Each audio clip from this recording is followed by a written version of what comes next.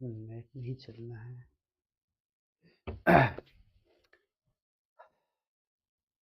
Good evening everyone, मैं अखिलेश कुमार फिर से स्वागत करता हूं आपका हमारे एजुकेशनल प्लेटफॉर्म एलवन क्लासेस में दोस्तों। जैसा कि हम लोग जानते हैं कि पिछले कुछ लेक्चर्स में हम लोग एक दूसरे के साथ हैं और काफ़ी लोग आए और इस प्लेटफॉर्म पे और चले भी गए, कुछ अभी तक बने हुए हैं।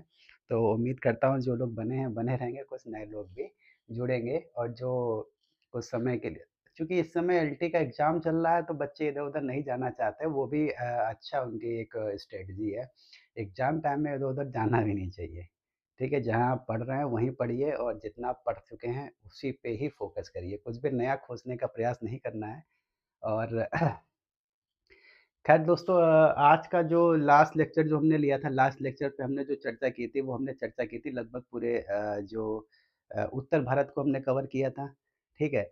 और मौर्य काल को हमने कवर किया था, उसमें मौर्य काल में जो विभिन्न राजवंश उत्पन्न हुए थे, उनके बारे में चर्चा की थी, उनकी वास्तुकला के बारे में चर्चा की थी और जो दूसरी सामाजिक, आर्थिक, राजनीतिक जो चेंजेस आए थे, उसके बारे में हमने कुछ चर्चाएँ की थी। और गुप्ता डायनेस्टी की चर्चा की थी लास्ट लेक्चर में, ठीक? गुप्ता और गुप्तोत्तर काल के बारे में बात चर्चा की थी। देखिए उस समय किस प्रकार के सोशल रिफॉर्म्स हुए थे, क्या-क्या सोशल चेंजेस लाए गए थे, ठीक है? उसके बारे में हमने चर्चा की थी और इस जो आज का लेक्चर है, ये आज का लेक्चर होने वाला है दक्षिण भारत का इतिहास, ठीक है?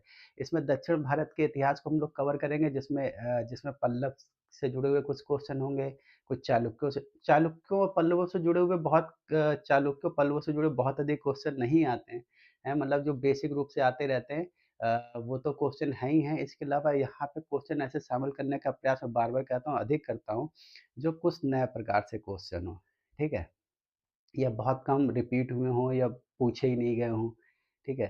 और हालाँकि ज़्यादातर क्वेश्चन आपके आए हुए ही मिलेंगे इसमें और इसके अलावा दूसरी चर्चा हम लोग करेंगे, उसके बाद चोला डायनेस्टी की बात करेंगे, जो बहुत बड़ा साम्राज्य था। कह सकते हैं कि अगर जो कुषाणों के समय में जो कनिष्क का जो शासनकाल था वो इंटरनेशनल था, लेकिन सेकंड लेवल पर जब चोलों के बारे में बात करेंगे, चोलों का शासन भी इंटरनेशनल लेवल का था। हालाँकि वो दक्षिण भारत से उत्तर भारत में नहीं आए, मात्र एक राजेंद्र चोल की बात अगर छोड़ दी जाए, तो कोई भी यहाँ पे नहीं आया। वो दक्षिण भारत और दक्षिण पूर्व एशिया पे उन्होंने कब्ज़ा क बहुत बड़े क्षेत्रों पे, सुमात्रा, जावा जैसे क्षेत्रों पे, मालदीव जैसे क्षेत्रों पे उन्होंने कब्ज़ा किया और वहाँ पे कर उगाही की और उनके शासन प्रबंधन में वो चीज़ें शामिल नहीं थी। तो ये कुछ राजवंश है जिनके बारे में चर्चा करेंगे और सबसे इम्पोर्टेंट है इसमें चोला डायनेस्टी और जिसका इतिहास कह सकते हैं कि बहुत गौरवशाली इतिहास है। अगर जितने भारतीय इतिहासों में अगर चर्चा की जाए तो दक्षिण भारत में सबसे गौरवशाली इतिहास अगर देखा जाए, वास्तुकला के निर्माण से लेके राज व्यवस्था तक और सैनिक उपलब्धियों तक, हर क्षेत्र में उसका जो उपलब्धियाँ थी वो कह सकते हैं कि अप्रीतम आदित्य टाइप की उपलब्धियाँ थी।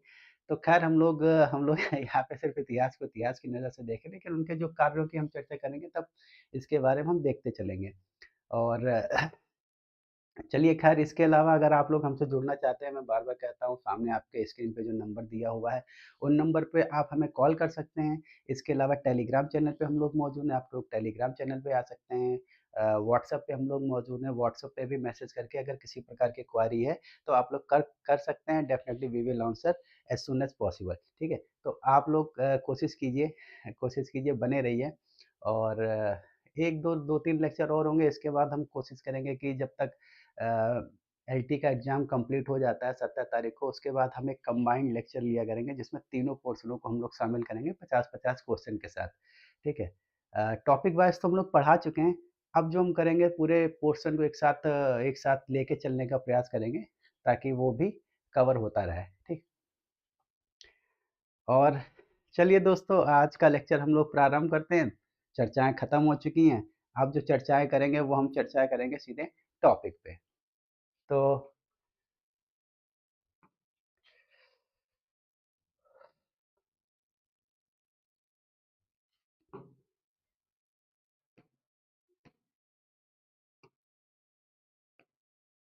ठीक है।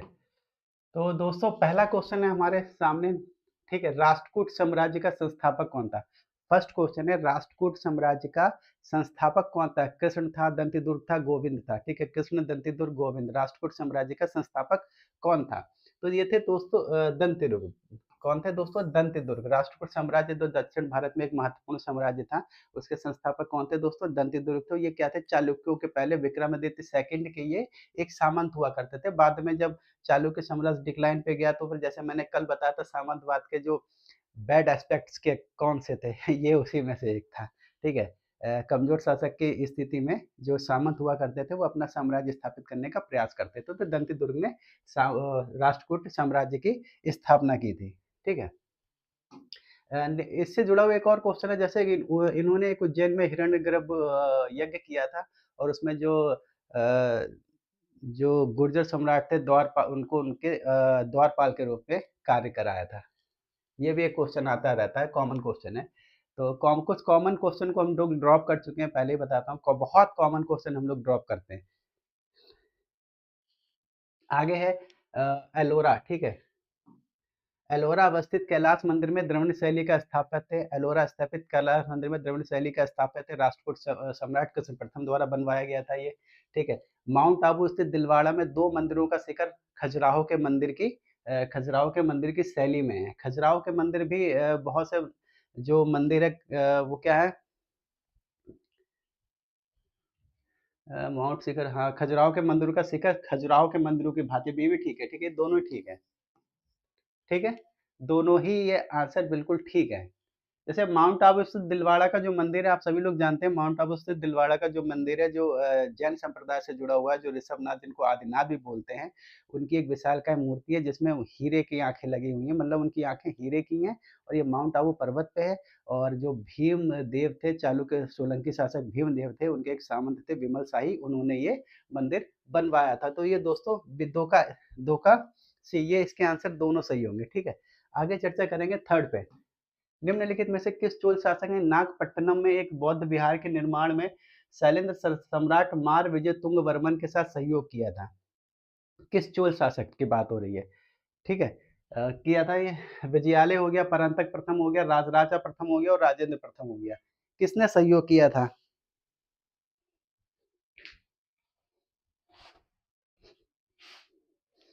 ठीक है, किसने सहयोग किया था? ये सहयोग किया था राजराज प्रथम ने, ठीक है। किसने सहयोग किया था दोस्तों? राजराज प्रथम ने।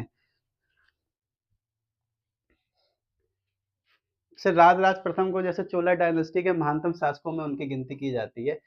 हिंदू, जैन एवं बौद्ध तीनों ही धर्मों का प्रतिनिधित्व करने वाली गुफा कौन सी है? हिंदू, जैन और बौद्धों का, कल हमने इस पे बारे में चर्चा की थी। ये क्वेश्चन एक उठ के आया था, उसमें हमने थोड़ी बहुत चर्चा की थी। नासिक, पीतलखोरा, अजंता और एलोरा। नासिक, पीतलखोरा, अजंता और एलोरा, ये थी दोस्तों एलोरा। एलोरा कहाँ है? महाराष्ट्र के औरंगाबाद में।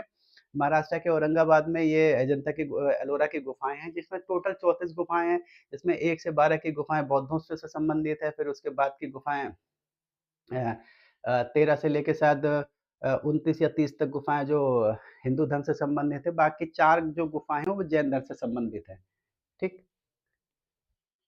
5 है, निम्नलिखित में से किस शासक ने चीन में 2 बार व्यापारिक दूत मंडल भेजे थे? 2 टाइम्स, ठीक है।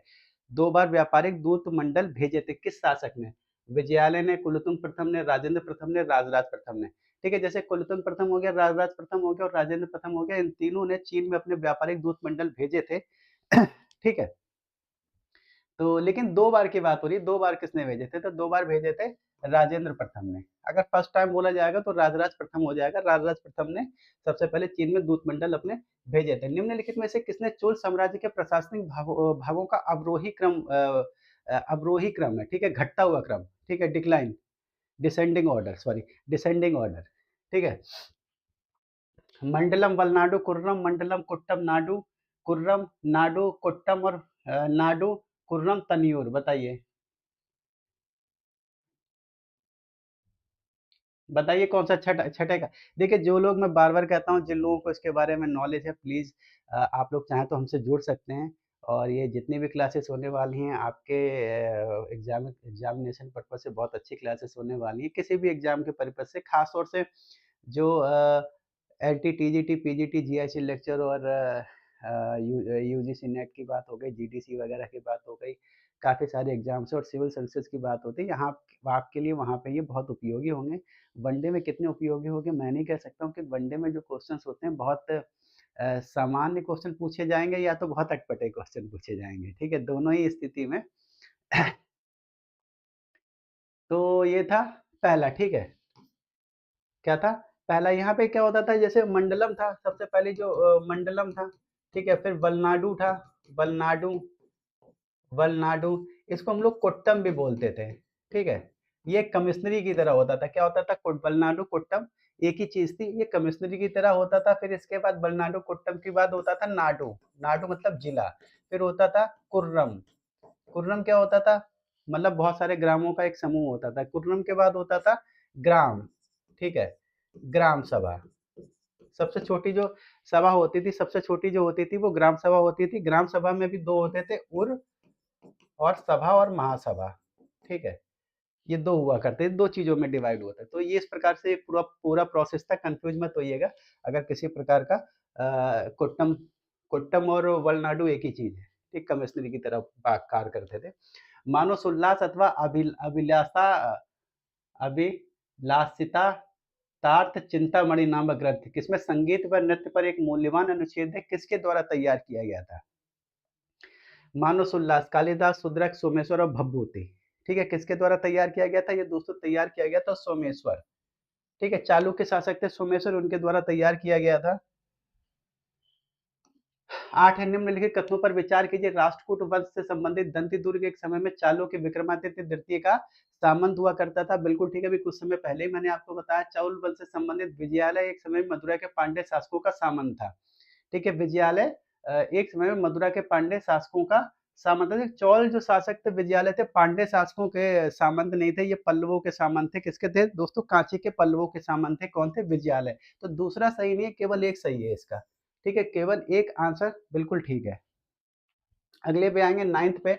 महेंद्र वर्मन प्रथम द्वारा रचित मत्स्य विलास प्रहसन में किसका उल्लेख है?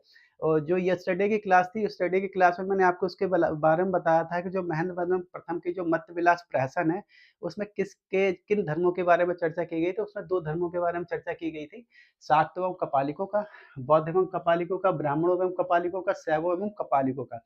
किसकी चर्चा की गई थी? ये चर्चा की गई थी बौद्धों एवं कपालिकों का। महेंद्र वर्मन प्रथम क्या है? पल्लव शासक थे। पहले क्या था? ये जैन मतावलंबी थे, मतलब जैन धर्म से जैन धर्म का अनुसरण करते थे, लेकिन जो शैव नयनार थे, जो शैवों के जो संतों की संख्या थी उनको नयनार बोला जाता था, मतलब जो शैव संत थे उनको नयनार बोला जाता था। अप्पार नाम के एक नयनार शैव संत थे, उनके प्रभाव में आने के बाद महेंद्र वर्मन प्रथम ने इसमें जैन धर्म को त्याग के शैव धर्म अपना लिया और उन्होंने एक बुक लिखी थी जिसमें इन्होंने बौद्धों कपालिकों की जो क्रियाएं होती हैं उसका उपहास उड़ाया था, मजाक उड़ाया था।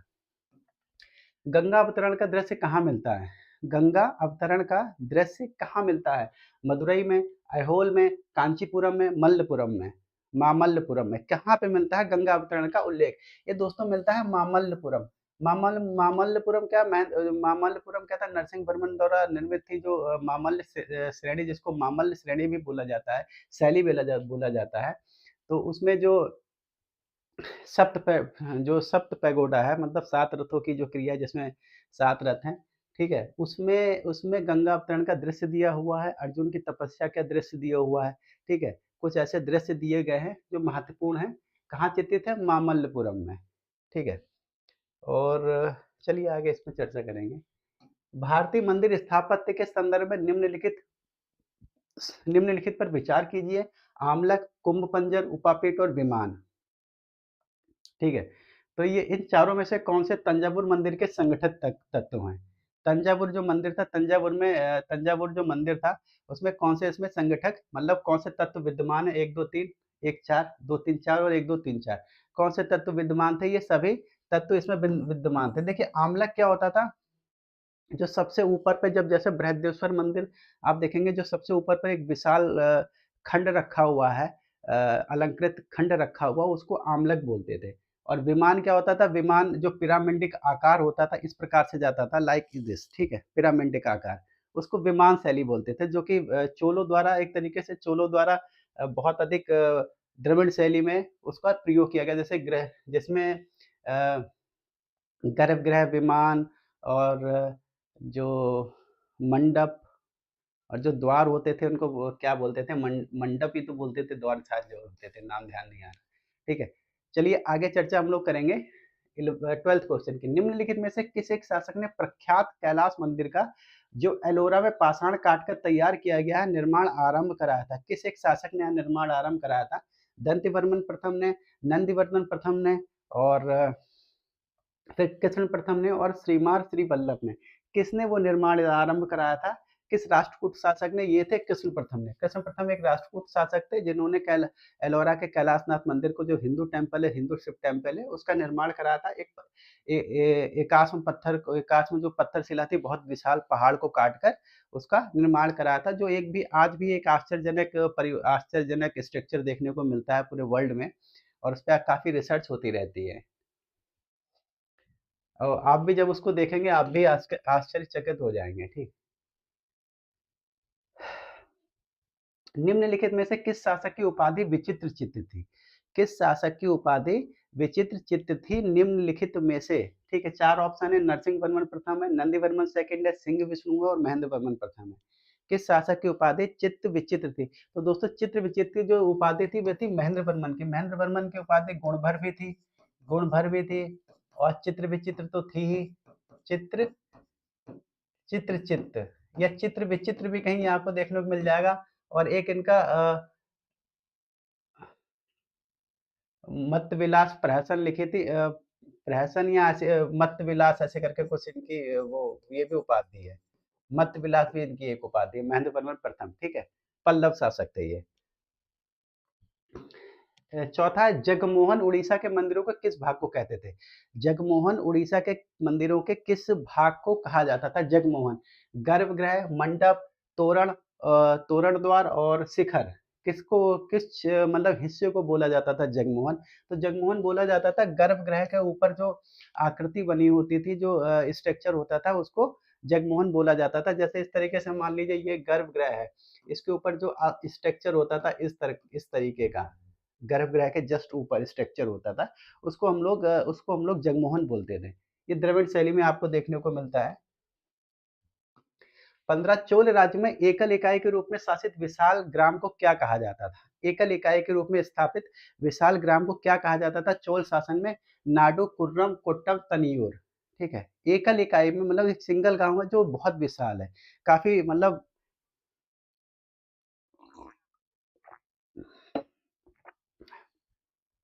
विशाल है। ठीक है, क्या कहा जाता था शासित विशाल को? क्या कहता था? तनियूर। ठीक है, तनियूर की एक विशाल जो ग्राम था, यह विशाल ग्राम जिसकी जनसंख्या ठीक ठाक हुआ करती थी, मेरे ख्याल से जो सही से मुझे याद नहीं, शायद 1000 के आसपास कुछ संख्या हुआ करती थी। तो ऐसे ग्रामों को तनियूर कहा जाता था। नाडू, कुर्रम और कुट्टम, ठीक, ये अलग चीज है। ये मतलब जो प्रशासनिक व्यवस्था के अंदर जो डिवाइडेशन हुआ था, ठीक है, उसकी वो उसके पार्ट्स हैं। ठीक है, चोल प्रशासन में पाडी कावल से तात्पर्य क्या है? चोल प्रशासन में पाडी कावल से तात्पर्य क्या है? चोल प्रशासन में, चोल प्रशासन में दोस्तों पाडी कावल से तात्पर्य क्या है? ग्राम देवी, धार्मिक समारोह, ग्राम सुरक्षा के लिए दिए जाने वाला एक कर और तालाबों के रख रखाव के लिए निमित्त दिए जाने वाला एक कर। पाडी कावल, ठीक है, पाडी कावल क्या था? ग्राम सुरक्षा के लिए दिए जाने वाला एक प्रकार का कर था। पाडी कावल ग्राम सुरक्षा के लिए दिए जाने वाला एक कर था, पाडी कावल। ठीक है, नेक्स्ट क्वेश्चन है। अगला हमारा क्वेश्चन क्या कहता है? निम्न में से कौन सा चोल शासक राष्ट्रकूट राजा कृष्ण तृतीय द्वारा पराजित किया गया था? कौन सा चोल शासक था जो राजा कृष्ण तृतीय द्वारा पराजित किया जाता गया था? परांतक फर्स्ट, परांतक द्वितीय, राजराज प्रथम और राजेंद्र प्रथम। किसके द्वारा पराजित किया था जो राष्ट्रकूट शासक कृष्ण तृतीय? ये थे परांतक प्रथम। ठीक है, ये कौन सा युद्ध था? इसको तक्कोलम का युद्ध बोला जाता है, तक्कोलम का युद्ध। ठीक है, तक्कोलम के युद्ध में क्या ना, जो कृष्ण तृतीय थे उन्होंने परांतक प्रथम को पराजित कर दिया था। जिसके बाद कुछ समय तक जो इनकी जो चोलों की जो सत्ता थी, कुछ समय तक कह सकते हैं कि काफी उनकी स्थिति डामाडोल रही थी। उसके बाद जब आदित्य आदित्य प्रथम आए थे तो उनको एक तरीके से इनकी जो राज सत्ता थी उसको मजबूत करने का मजबूत करने का श्रेय दिया जाता है। उसके बाद राजराज जो प्रथम थे उन्होंने तो इनको कहाँ तक पहुँचाया वो तो आप सभी लोग जानते ही हैं।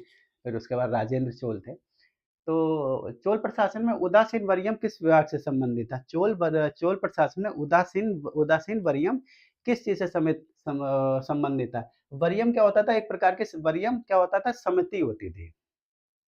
ठीक है? वरीयम किसको बोलते थे? समिति को बोलते थे इस काल में। ठीक है? नौसेना विभाग, न्याय विभाग, विदेशी संबंध विभाग, उद्यान विभाग। ठीक? उदासीन वरीयम, ठीक है? उदासीन वरीयम संबंधित था विदेशी संबंधों से विभाग से संबंधित क्या था? उदासीन वरीयम। 19 निम्नलिखित में से नालंदा के किस विद्वत समुदाय ने तिब्बत में बौद्ध धर्म का प्रचार प्रसार किया था? तिब्बत में। देखिए तिब्बत में मैं पहले ही बता चुका हूँ, तिब्बत में जो आज के दौर में या फिर जब बौद्ध धर्म स्प्रेड हो रहा था तो सबसे पहले तिब्बत में जो पहुंचा था वज्रायन शाखा पहुंची थी 7वीं सेंचुरी में। और आज की तारीख में जो पूर्ण रूप से जो तिब्बत है वो पूरी पूरी रूप से वज्रायन शाखा, जो बौद्धों की वज्रायन शाखा है उसका अनुसरण करती है। उसमें पद्म संभव को बोधिसत्व भी माना जाता है। इन्होंने बहुत बहुत काम किया था वहाँ पे तिब्बत में, वहाँ के लोगों में। और ये तंत्र विद्या में बताया जाता है, तंत्र विद्या में बहुत निपुण थे। और वो लोग तिब्बती लोग तंत्र मंत्र में बहुत विश्वास करते थे। तो ये थे शांत रचित, पदम संभव, कमलशील और स्थिरमति। आगे आ जाते हैं। 20 है, सूचियां हमको सुमेलित करना है भैया। पद दिए हुए हैं और उसका जो अर्थ है वो दिया हुआ है, मिला लेते हैं। आयंगर क्या होता था? कर्णम मणियम। ठीक है। आयंगर क्या होते थे? ग्राम प्रधान होते थे। ठीक है, आयंगर क्या होते थे दोस्तों? ग्राम प्रधान होते थे। आयंगर ग्राम प्रधान होते थे। और तलाई यारी होते थे पुलिस का सिपाही। कर्णम होता था लेखपाल और मड़ियम होता था ग्राम सेवक। ठीक है, मड़ियम होता था ग्राम सेवक। ठीक, तो मिला लेते हैं। ओ सॉरी, मिल तो चुका ही है। ए का 4 है, बी का 3 है, ए का 4, बी का 3, ए का 4, बी का 3, सी का 2, डी का 1। इसका होगा सी आंसर 20 का। आगे हम लोग चर्चा करेंगे 21st की। निम्नलिखित में से किस एक मंदिर में रामानुजाचार्य शिक्षण का कार्य करते थे? किस एक मंदिर में? मदुरई में, मामल्लपुरम में, सोमनाथपुर में और श्रीरंगम में। कहाँ पे रामानुजाचार्य शिक्षण का कार्य किया करते थे? बताइए दोस्तों। जैसे रामानुजाचार्य श्रीरंगम है। रामानुजाचार्य का जो जन्म मेरे ख्याल से 1017 में पेरम्बूर में हुआ था। और इनके जो गुरु थे यमुनाचार्य थे। और ये कहाँ का शिक्षण का कार्य करते थे? शिक्षण का कार्य करते थे श्रीरंगम में। और इनका जो वाद विवाद देखने को मिलता है, जो सैद्धांतिक वाद विवाद देखने को मिलता है, धार्मिक वाद विवाद देखने को मिलता है, इनका वाद विवाद देखने को मिलता है कुलोत्तुंग सेकंड के साथ। ये इतने प्रताड़ित कर दिए गए थे उस शासक के द्वारा, कुलोत्तुंग सेकंड के द्वारा, कि वो इनको छोड़ना पड़ा वो स्थान। ठीक। उपाधियां दी गई हैं शासकों की और सामने शासक के नाम दिए गए हैं, तो उनको सुमेलित करना है। अ, अ, मदुरई कोंड। मदुरई कोंड किस तंजावुर कोंड किसकी उपाधि थी? ठीक है। गंगई कोंड किसकी उपाधि थी? तोडर आदि पोडी किसकी उपाधि थी? गंगई कोंड आप सभी लोग जानते होंगे, राजेंद्र प्रथम की उपाधि थी। किसकी? राजेंद्र प्रथम की उपाधि थी, जब उन्होंने गंगा क्षेत्र को विजित किया था। जो पाल शासक महिपाल थे उनको पराजित किया था, जो बंगाल के शासक थे। तंजावुर कोंड उपाधि थी कृष्ण तृतीय की। जब उन्होंने परांतक फर्स्ट को हराया था और तंजावुर को जीता था, तो उन्होंने ये तंजावुर कोंड की उपाधि धारण की थी। और मदुरई कोंड की उपाधि धारण की थी परांतक फर्स्ट ने, और तोदवार आदित्यपुरी की उपाधि धारण की थी विप्र नारायण ने। अब वो मिला लेते हैं। सी का 4 है। ठीक है, सी का 4 और सी का 4, बी का 3, सी का 4, बी का 3, ए का 2। ठीक है, इसका आंसर 22 का आंसर होगा सी। 22 का दोस्तों आंसर होगा सी।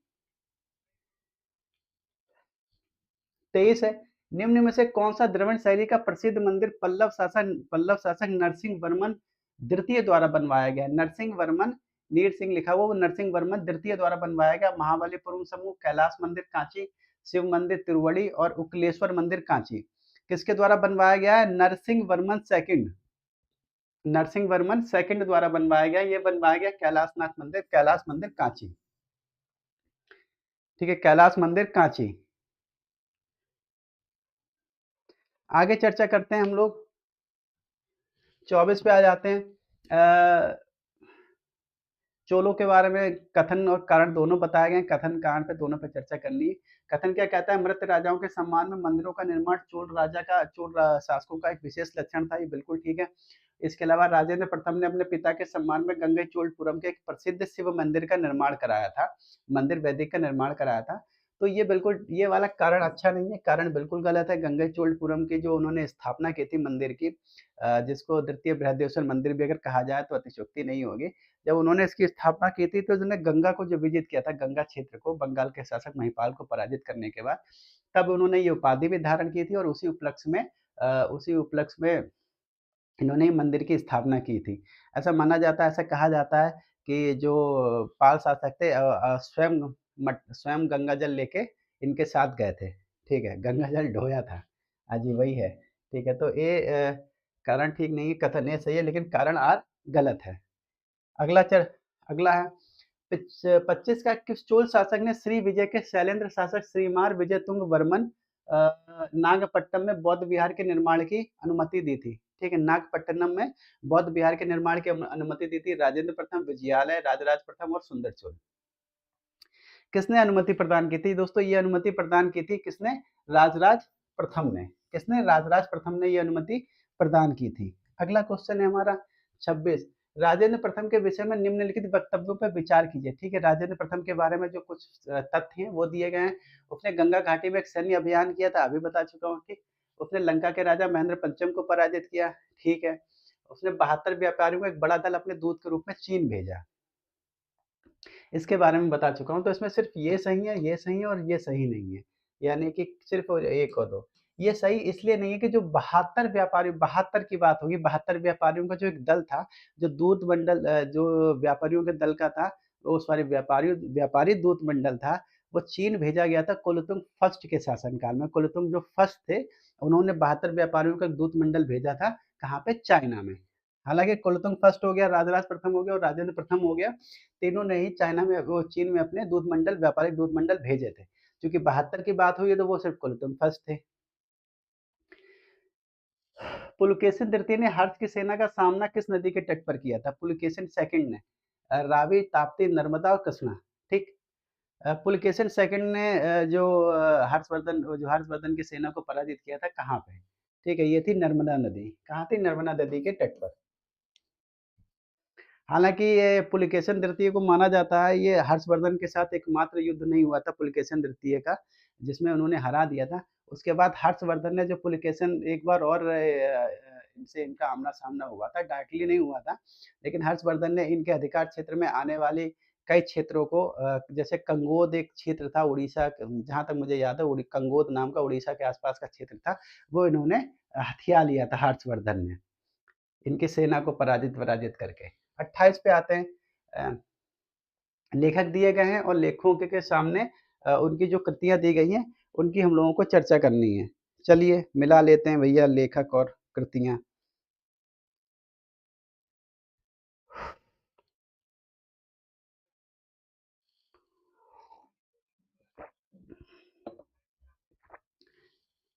28 है कुलशेखर अलवर। कुलशेखर अलवर और उट्टन कुट्टन द्वारा कलिंग गतु परणी है, उट्टन कुट्टन द्वारा, ठीक है। उट्टन कुट्टन द्वारा कलिंगगत पढ़नी है 28 का। 28 का, और फिर ये है कुलशेखर का पेरूमल तिरुमोली। दरअसल साउथ इंडियन नाम इतने बड़ा टिपिकल हैं, याद करना और उनको मैनेज करना बहुत टफ होता है। यू नो दैट कि बहुत मुश्किल है कि उनके नामों को स्मरण रखा जा सके, तो थोड़ा सा टफ पड़ जाता है। और सिक्लियार पैरिया पुराणम, 1 2 3 4, ठीक। इसका 28 का आंसर होगा ए, 28 का आंसर होगा ए, ठीक। आगे हम लोग बात करेंगे 29 पे। चोलों के द्वारा निर्मित मंदिरों के बारे में निम्नलिखित कथनों पर विचार कीजिए। चोलों के द्वारा जो मंदिर निर्मित किए गए थे उन पे हम लोग जो कथन दिए गए उन पे चर्चा करनी है। यह 10वीं शताब्दी का प्राचीनतम चोल मंदिर दक्षिण आर्कट के द्वार समुद्र में स्थित है। दक्षिण आर्कटा के द्वार समुद्र, आर्कट मतलब उस समय कर्नाटका को बोला जाता था। तंजौर और गंगैकोंड चोलपुरम में स्थित विशाल चोल मंदिर ऊंचे शिखरों के लिए प्रख्यात है। परवर्ती चोल मंदिरों में विशाल गोपुरम में प्रवेश द्वार पाए जाते थे। ठीक, तो ये दो तो बिल्कुल ठीक हैं। 10वीं शताब्दी का प्राचीनतम चोल मंदिर दक्षिण अरकटा के द्वार समुद्र में स्थित नहीं है। ठीक है, द्वार समुद्र में स्थित नहीं है, पहला वाला गलत है, बाकी 2 और 3 ठीक है। 29 का सी। अगला चर्चा करेंगे हम लोग 29 का सी। अगला क्वेश्चन है 30। तो नीचे दिए गए वक्तव्य दिए गए हैं, नीचे वक्तव्यों को हमको सुमेलित करना है, मतलब उनको जो एक तरीके से जस्टिफाई करना है। ठीक, तो पहला मिताक्षरा मत के अनुसार, मिताक्षरा क्या था? एक विधि थी, विधि संहिता थी, मतलब विधि ग्रंथ था जिसको लिखा गया था संत विज्ञानेश्वर द्वारा। तो मिताक्षरा मत के अनुसार पिता अपने जीवन काल में अपनी जो संपत्ति थी अपने पुत्रों के बीच बांट सकता था। मिताक्षरा ने पैतृक संपत्ति में जन्मजा पुत्रों के अधिकार को स्वीकार किया है। ठीक है, ये दोनों ही दोस्तों कथन है और एक दूसरे की सही व्याख्या भी करते हैं। ये पुत्रों का जो प्रॉपर्टी राइट्स है, ये जन्म के अनुसार ही तय हो जाता है, मतलब आपने उनके घर में जन्म लिया तो आपको अधिकार मिल गया उनकी प्रॉपर्टी का। और एक और जो विधि लेखक थे, जिनका नाम था जीमूत वाहन, उन्होंने दायभाग लिखा है। क्या लिखा है दोस्तों? दायभाग लिखा है। ये भी एक विधि ग्रंथ था जो मोस्टली बंगाल और आसाम में प्रचलित था, मतलब बस बंगाल और आसाम में इस विधि के अनुसार ही क्रिया किए जाते थे। उसमें इसके जस्ट विपरीत बात की गई है कि जन्म लेते ही पुत्र को पिता की संपत्ति का अधिकारी नहीं माना जाएगा, और जब पिता की मृत्यु के बाद पुत्र उसकी संपत्ति का अधिकारी होगा, पिता की मृत्यु के बाद, ना कि जन्म लेते ही वो उसका अधिकारी बन जाता है। अभी सोचिए इस प्रकार से अगर व्यवस्था जन्म लेते ही हाँ, उस समय चूँकि पैतृक संपत्ति और पे अधिकार पुत्रों का ही होता था, पुत्रियों का नहीं होता था। अमूमन कुछ कंडीशन में दिया जाता था, अदरवाइज़ सारे कंडीशंस में पुत्रों का ही होता था।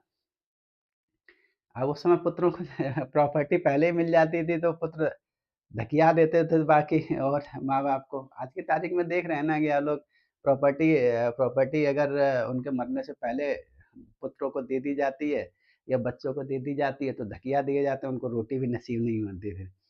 अरे कम से कम प्रॉपर्टी नहीं दोगे तो कम से कम प्रॉपर्टी के लालच में आपको रोटी तो देते रहेंगे। तो जो लोग बुजुर्ग लोग देख रहे हैं कम से कम देखिए प्रॉपर्टी का डिवाइडेशन तब तक मत करें जब तक आप जीवित हैं। जब ठीक, नहीं तो खाना भी नसीब नहीं होगा। ये ये सच्चाई है हमारे समाज की, हमारी सोसाइटी की सच्चाई है कि जब माँ-बाप जब बूढ़े हो जाते हैं, तो बच्चे उनके 2 वक़्त की रोटी देने में ही उनको तकलीफ़ होने लगती है। और रोटी दी भी जाती है तो इस प्रकार से दी जाती है जैसे कि आप उनको एक एहसान स्वरूप रोटी दे रहे हैं कि बेटा हम तुमको रोटी दे रहे हैं कि यही अपना तुम खुशकिस्मती समझो। ठीक, ज़िम्मेदारी जैसे जब प्राचीन भारत में जाएँगे तो व उसी को तो नैतिक आचरण कहते हैं। बुद्धिज़्म में क्या है? बुद्धिज़्म यही तो कहता है, बुद्धिज़्म आपके व्यावहारिक जो बिहेवियर है आपका, उसकी चर्चा करता है। ठीक है? आपके मानसिक जो विकृतियाँ हैं, ये विकृति तो है, ठीक है? ये विकृति तो है बुजुर्गों का ख़्याल ना रखना और क्या है?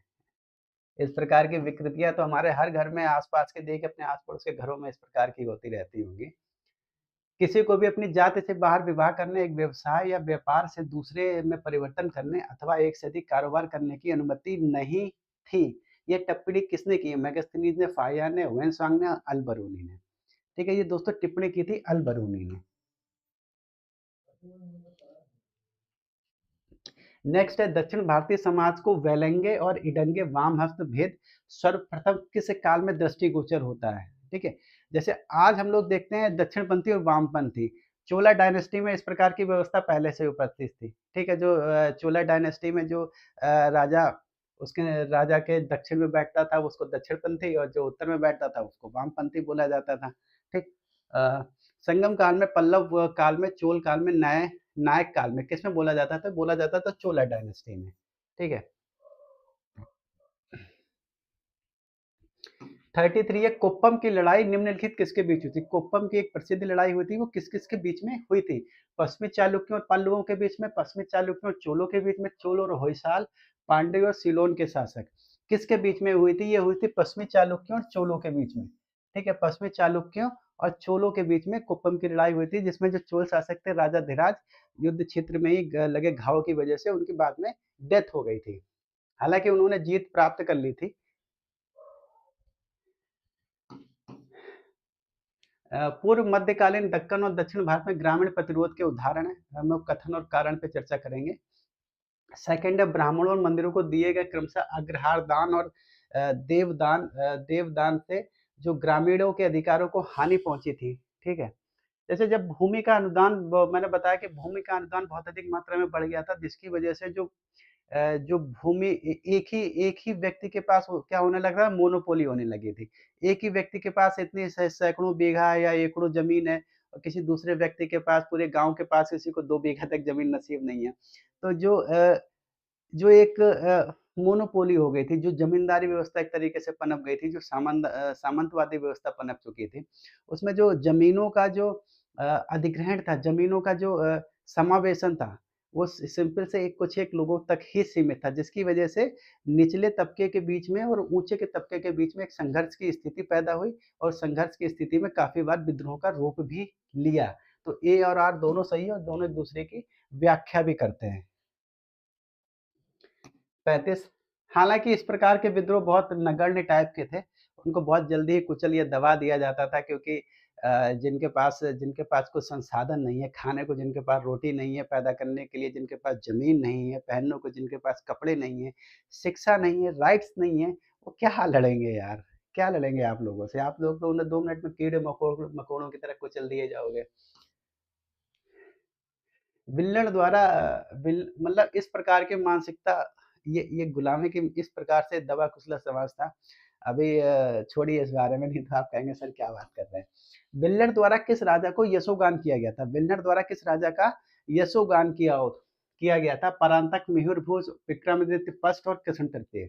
विल्हड़ द्वारा विक्रमादेव चरित्र लिखा था विल्हड़ ने, किसके लिए लिखा था? विक्रमादित्य फर्स्ट, चालुक्य शासक थे विक्रमादित्य फर्स्ट, उनके शासनकाल में थे, उनके दरबारी कवि थे, उन्होंने विक्रमादित्य फर्स्ट को समर्पित विक्रमादेव चरित्र लिखा था। इसके अलावा कहते हैं, तंजौर की प्रसिद्ध नटराज मूर्ति किसके समय की भारतीय कला की प्रमुख मूर्ति थी? किसके समय में थी? पल्लवों के, चोलों के, चालुक्यों के, पांड्यों के। किसके समय की प्रसिद्ध मूर्ति थी दोस्तों? ये थी चोलों के समय की सबसे प्रसिद्ध मूर्ति थी नृत्य की, कौन सी? नटराज की।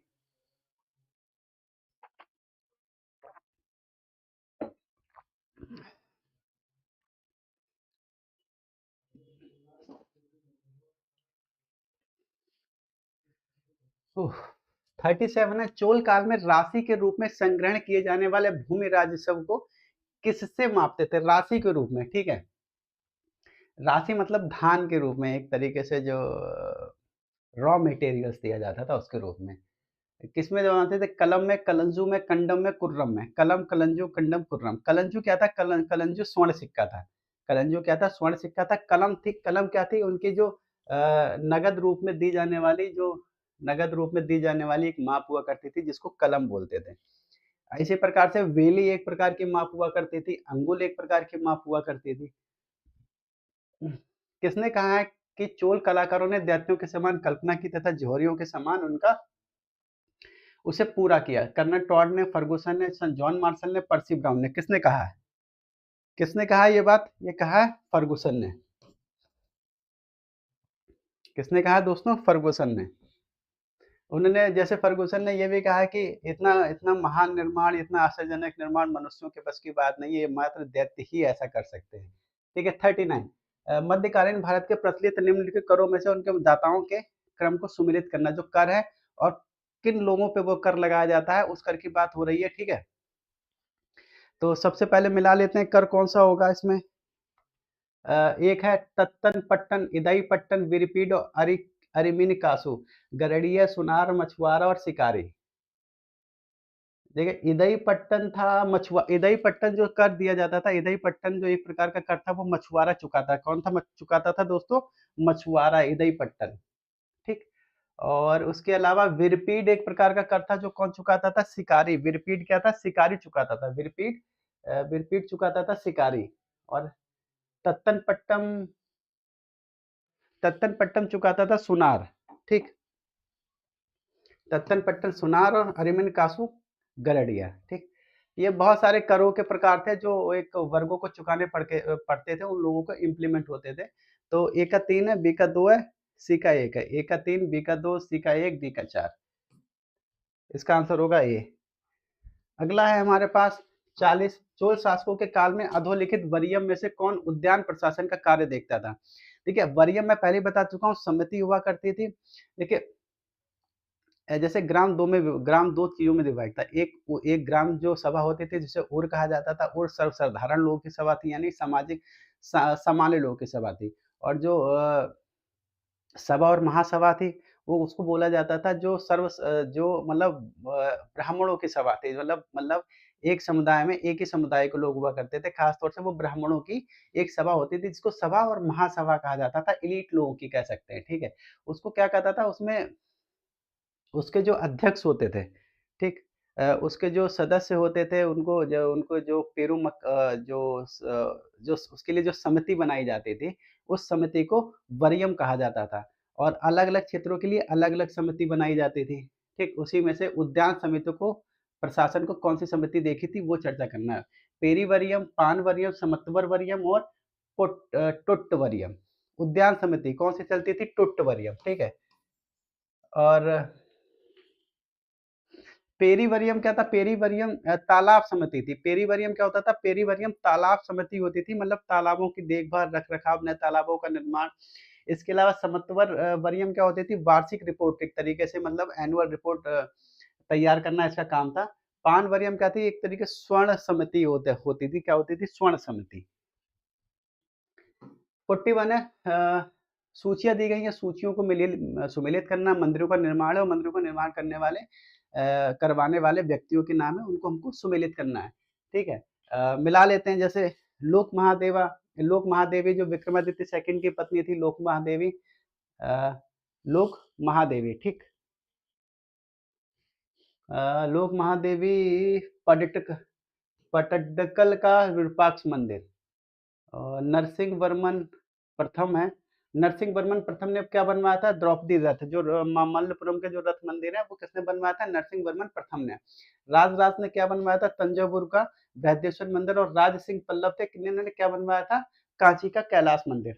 तो मिला लेते हैं, ए का 3, बी का 1, ए का 3, ए का 3, बी का 1, सी का 4, डी का 2। ठीक है, इसका 41 का आंसर होगा सी। 41 का दोस्तों आंसर होगा सी। अगला क्वेश्चन क्या कहता है? 44। चोल राजा कुलतुंग ने शैलेंद्र चूड़ामणि बिहार को प्रदत्त कर मुक्त कर दिया था। चोल शासक कुलतुंग ने, ठीक? फिर कुलतुंग कडरमा को नष्ट करने का दावा करता है। शैलेंद्र चूड़ामणि बिहार को प्रदत्त ग्राम मुक्त कर दिया था। ये ऊपर वाला ठीक है। और कुलतुंग कडरमा को नष्ट करने का दावा करता है, ये भी बिल्कुल ठीक है। कुलतुंग कडरमा को नष्ट करने का दावा करता है। तो ये दोनों ही ठीक है, लेकिन ये कहीं से भी एक दूसरे की व्याख्या करते हुए नजर नहीं आते, ठीक? हालांकि जो आयोग है, आयोग ने इसका आंसर ए माना है, लेकिन मेरे ख्याल से इसका आंसर सेकंड होना चाहिए। लेकिन आप चाहे तो ये भी मान सकते हैं, लेकिन मैं मेरा जो वो कह रहा है, जो स्टडी कहती है वो इसका आंसर ए नहीं बी होना चाहिए, क्योंकि एक दूसरे को मतलब है कोरिलेट, लेकिन जिस प्रकार से कोरिलेट है उस इसका मतलब उससे किसी प्रकार का कोरिलेशन नहीं नजर आता है, जिस प्रकार से होना चाहिए, व्याख्या करता हुआ नजर नहीं आ रहा है ये। चलिए आगे हम लोग 46 पे आते हैं। चोल शासन में अधिकारियों का चयन करते समय निम्नलिखित में से किस प्रक्रिया का प्रयोग किया जाता था चोल शासन में?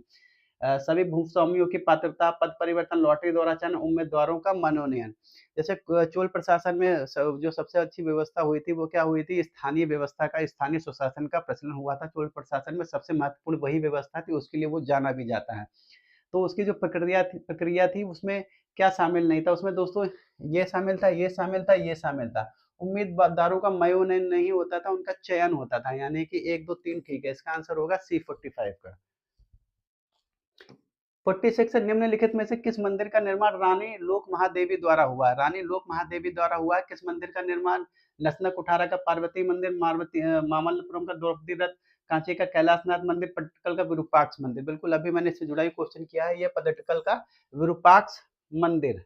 अगला है 47 निम्नलिखित में से कौन सा राजवंश शैलकृत मंदिरों के निर्माण में अपने योगदान के लिए प्रख्यात है? चालुक्य, राष्ट्रकूट, परमार और चंदेल।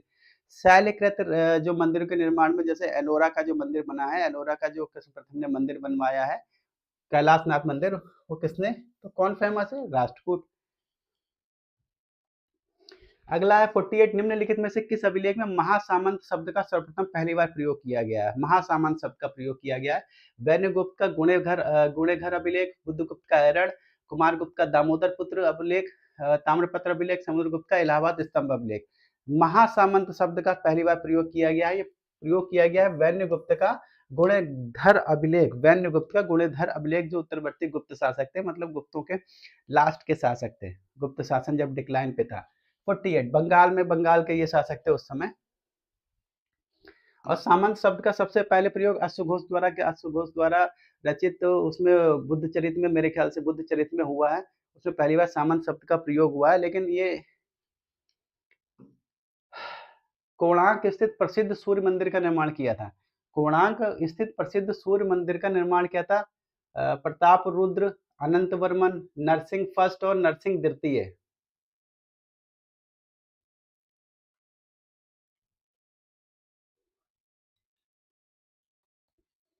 कोणार्क के प्रसिद्ध सूर्य मंदिर का निर्माण किसने किया था?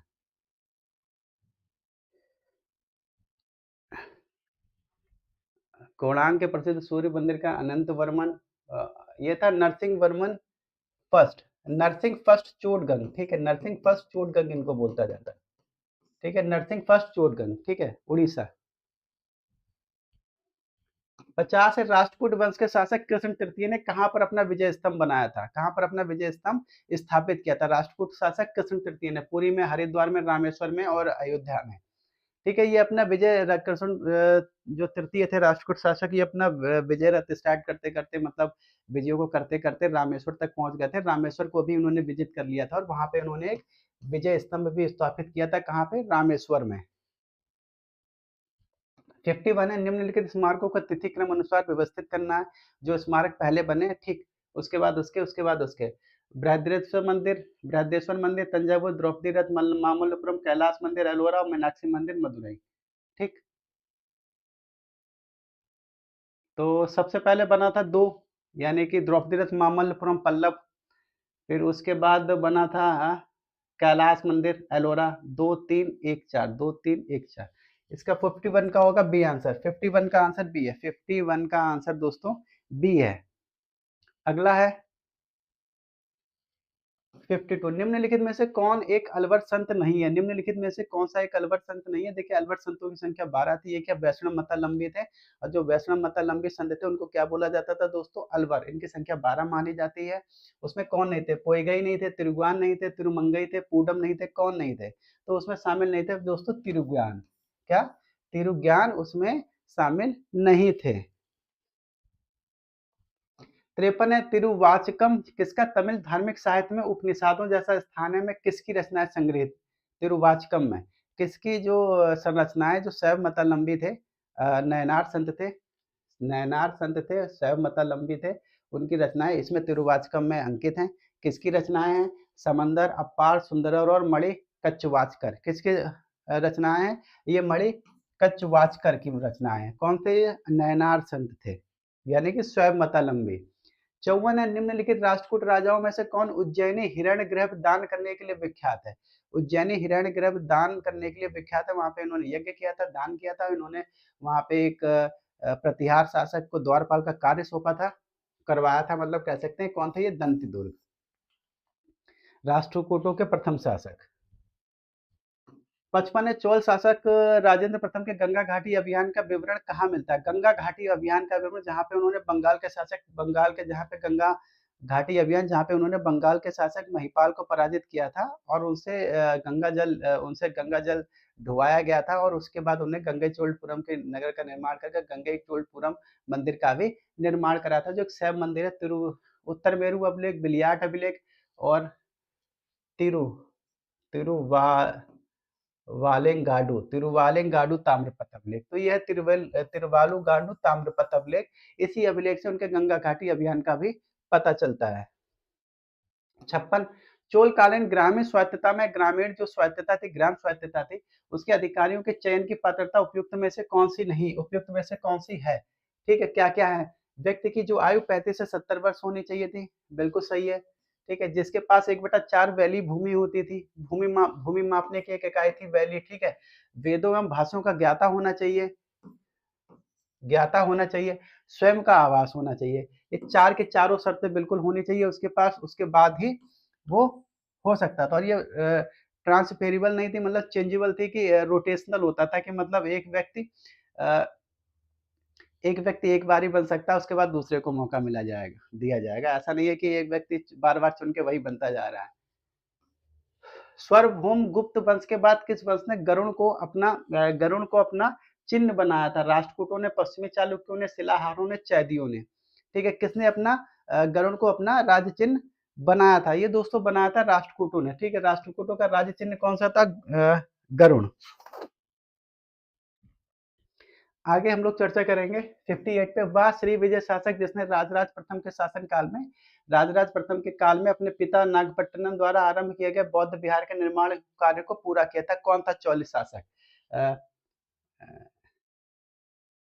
श्री विजय शासक। सम्राग्रवीर बालपुत्र देव, मार विजय तुंग बर्मन, त्रिलोक्यराज। कौन था दोस्तों? ये था मार विजय तुंग बर्मन। 58 का मार विजय तुंग बर्मन। 59 ने निम्नलिखित में से किस एक चोल शासक ने रामानुजन को उत्पीड़ित किया तथा उन्हें अपने राज्य से बाहर निकाल दिया था? किसने किया था दोस्तों? कुलोत्तुंग फर्स्ट, कुलोत्तुंग सेकंड, अधिराजेंद्र और राजराज फर्स्ट। किसने किया था? ये कुलोत्तुंग सेकंड ने किया था। मैंने बताया कुलोत्तुंग सेकंड से रामानुज का विवाद था। ये शैव मतावलंबी थे, वो वैष्णव मतावलंबी थे, इसलिए उनका विवाद रहता था। इन्होंने गोविंद चिदम्बरम में स्थित गोविंदराज की प्रतिमा को उठाकर समुद्र में फेंकवा दिया था। किसने? कुलोत्तुंग सेकंड ने। चोल काल में अनाज के स्वरूप में लिए जाने वाला भू राजस्व की माप किसमें होती थी? अनाज के रूप में कलम, कलंजू, कंडम और कुर्रम। ठीक है, किसमें होती थी दोस्तों? ये होती थी कलम में। किसमें होती थी? अनाज के रूप में लेने वाला। 61 क्या कहता है? कथन ए और कारण आर है, तो दोनों को हमको एक मतलब तुलनात्मक अध्ययन करना है। चोल राज में व्यक्तियों के बीच अथवा व्यक्तियों और मंदिरों के बीच बहुत सी भूमि हस्तांतरण होती थी, बिल्कुल ठीक है, इसमें कोई शक नहीं है। चोल शासन के अंत के समय तक भी भूमि के व्यक्तिगत स्वामित्व का प्रचलन नहीं हुआ था। चोल शासन के अंत में ऐसा नहीं है, चोल शासन के अंत में उसमें व्यक्तिगत भूमि का प्रचलन हो चुका था, मतलब भूमि पर व्यक्तिगत स्वामित्व का प्रचलन हो चुका था। तो ए सही है, आर गलत है। ए सही है, आर गलत है, इसका आंसर होगा सी। अगला है 62। निम्नलिखित कथनों पर विचार कीजिए। राजराज प्रथम ने नौसेना अभियानों द्वारा बर्मा के कुछ भागों पर मलाया एवं सुमित्रा पर अधिकार कर लिया था। किसने? राजराज फर्स्ट ने। राजेंद्र प्रथम ने लंका पर विजय प्राप्त की थी, बिल्कुल ठीक है। चोल राजाओं द्वारा उत्तरी लंका पर जब तक अधिकार बनाए रखा, जब तक विजयबाहु प्रथम द्वारा उन्हें निष्कासित नहीं कर दिया गया था। चोल शक्ति का 13वीं शताब्दी में उस समय हास हुआ जब उसके क्षेत्र पर होयसाल और पांड्यों ने आक्रमण करना प्रारंभ कर दिया था और उनकी शक्तियों को विभाजित कर दिया था। तो 2 3 4 2 3 4 2 3 4 ये चारों सही है, मतलब सॉरी, ये 2 3 4 तीनों सही है, बाकी पहला वाला सही नहीं है। मलाया, सुमित्रा और वर्मा, मालदीव जगह जैसे क्षेत्रों पे अधिकार करने वाले एक सम्राट थे राजेंद्र प्रथम। राजेंद्र प्रथम ने लंका पर पूर्ण रूप से अधिकार किया था, हालांकि राजराज प्रथम ने भी लंका पर अधिकार किया था और उनके उनके मतलब पूर्ण रूप से अधिकार करने में वो सफल नहीं हो पाए थे। उनकी जो कि राजधानी थी अनुराधापुर को, उसको उन्होंने नष्ट कर दिया था। नागर शैली की स्थापत्य का एक उत्कृष्ट उदाहरण है। नागर शैली की स्थापत्य का एक उत्कृष्ट उदाहरण है कैलाशनाथ मंदिर कांचीपुरम, लिंगराज मंदिर भुवनेश्वर, बृहदेश्वर मंदिर तंजावुर, कंदरिया महादेव मंदिर खजुराहो। नागर शैली का ये है लिंगराज मंदिर। लिंगराज मंदिर कहाँ है दोस्तों? भुवनेश्वर, उड़ीसा। 64 राष्ट्रकूट वंश के किस शासक के शिलालेख में अंकित है कि इस महान राजा दंतीदुर्ग की चर्चा हो रही है कि जन्म से राष्ट्रकूट वंश से ही अजय हो गया, जैसे भगवान कृष्ण के जन्म से यादव वंश अजय हो गया था। ध्रुव ने, अमोघ वर्ष ने, कृष्ण प्रथम ने, गोविंद तृतीय ने। गोविंद तृतीय तो किसने, किसके अभिलेख में ये बात कही गई? ये अभिलेख में बात कही है गोविंद तृतीय के एक अभिलेख में ये बात कही गई है। 65 कुमारिल निम्नलिखित में से किसके आचार्य थे? कुमारिल भट्ट निम्नलिखित में से किसके आचार्य थे? मीमांसाओं के, सांख्य के, वैशेषिक के और वेदांत के। ठीक है, कुमारिल भट्ट किसके थे? ये दोस्तों थे मीमांसा के। ठीक है। 66 अल बरूनी ने अपनी पुस्तक किताबुल हिंद में भारतीयों की विशेष प्रशंसा की थी, किस लिए की थी? उस पर नीचे सामने कुछ पॉइंट दिए हैं, उस पर चर्चा करेंगे। अपनी ज्ञान संपदा के विनिमय तथा संप्रेषण में उच्च कोटि की प्रवीणता के लिए। ठीक है। और एक शक्तिशाली व्यापारिक वर्ग में उदारीकरण में उच्च कोटि की प्रवीणता के लिए। थर्ड है पवित्र स्थानों पर तालाबों तथा जल संग्रहण कार्यों के निर्माण में उच्च कोटि की प्रवीणता के लिए। और लास्ट है लघु चित्रों की रचना में उच्च कोटि की प्रवीणता के लिए। तो ये प्रशंसा की थी इन्होंने पवित्र स्थानों पर जो तालाब निर्माण थे, पवित्र स्थानों पर तालाबों का निर्माण, उनका देखभाल और जल जल संग्रहण क्षमता का विकास करना। 67 क्या कहता है? 67 हमारा कहता है सर्वप्रथम चोलकालीन जो स्वर्ण मुद्रा थे, सर्वप्रथम चोलकालीन स्वर्ण मुद्रा का प्रचलन करने का जो श्रेय दिया जाता है वो किसको दिया जाता है? आदित्य चोल द्वितीय के शासनकाल में, उत्तम चोल के शासनकाल से, राजराज चोल के शासनकाल से, राजेंद्र चोल के शासनकाल से। तो ये तो तो सबसे पहले जो उत्तम चोल थे उनके शासनकाल में स्वर्ण मुद्रा जारी की जाती है। एक स्थान है अ, एक स्थान है ध्वाबलेश्वर ध्वाबलेश्वर ध्वाबलेश्वर नाम का एक स्थान है जहां पर स्वर्ण मुद्राएं प्राप्त हुई हैं, किसकी? उत्तम चोल की। आगे हम लोग चर्चा करेंगे 68 मध्यकालीन दक्षिण भारत में बोले जाने वाले मणिग्रामम क्या था? मणिग्रामम क्या था? दक्षिण भारत में बोले जाने वाला मणिग्रामम क्या था? ग्रामीण श्रमिक स्थल था, ग्रामीण अधिपतियों का भवन, व्यापारियों का संघ, ज्येष्ठियों की स्थानीय सभा। ग्रामम क्या होता था? ये होता था व्यापारियों का संघ। नगरम, मणिग्रामम, नाना देशी क्या होता थे? व्यापारियों के संघ होते थे। 69 क्या कहता है? सुमेलित करना है। सूची 1 दे रखी है, सूची 2 दे रखी है, उनको हमको सुमेलित करना है। ठीक है, सुमेलित करना बहुत सिंपल सा है। सिंपल जैसे साल भोगम क्या होता था? साल भोगम शिक्षा के केंद्र हुआ करते थे। क्या होते थे? शिक्षा के केंद्र। देवदान क्या होता था? देवदान दिया जाता था दोस्तों मंदिरों को। क्या? मंदिरों को। ब्रह्मदेव भूमि होती थी, ब्राह्मणों को दी जाती थी। ठीक है, यानी कि ए का 4, बी का 5, सी का और डी का 1। ए का 4, बी का 5 और डी का 1 और बचा सी का 2। ठीक है, ये संघों को। ठीक, तो इसका आंसर होगा ए, 69 का ए। 69 का ए आंसर है दोस्तों। अगले क्वेश्चन पे हम लोग चर्चा करेंगे। अगला क्वेश्चन भी इंपॉर्टेंट होने वाला है। मंदिर निर्माण दिए गए, कौन कौन से मंदिरों का निर्माण किसके द्वारा करवाया गया, वो सॉरी कौन से स्थान पर वो सिचुएटेड है। ठीक, तो कोरंगनाथ मंदिर, देखिए कोरंगनाथ मंदिर है श्री निवास संलरूर। ठीक है, परांतक फर्स्ट ने इसका निर्माण कराया था, चोल शासक परांतक फर्स्ट द्वारा इसका निर्माण कराया गया था, कराया गया था।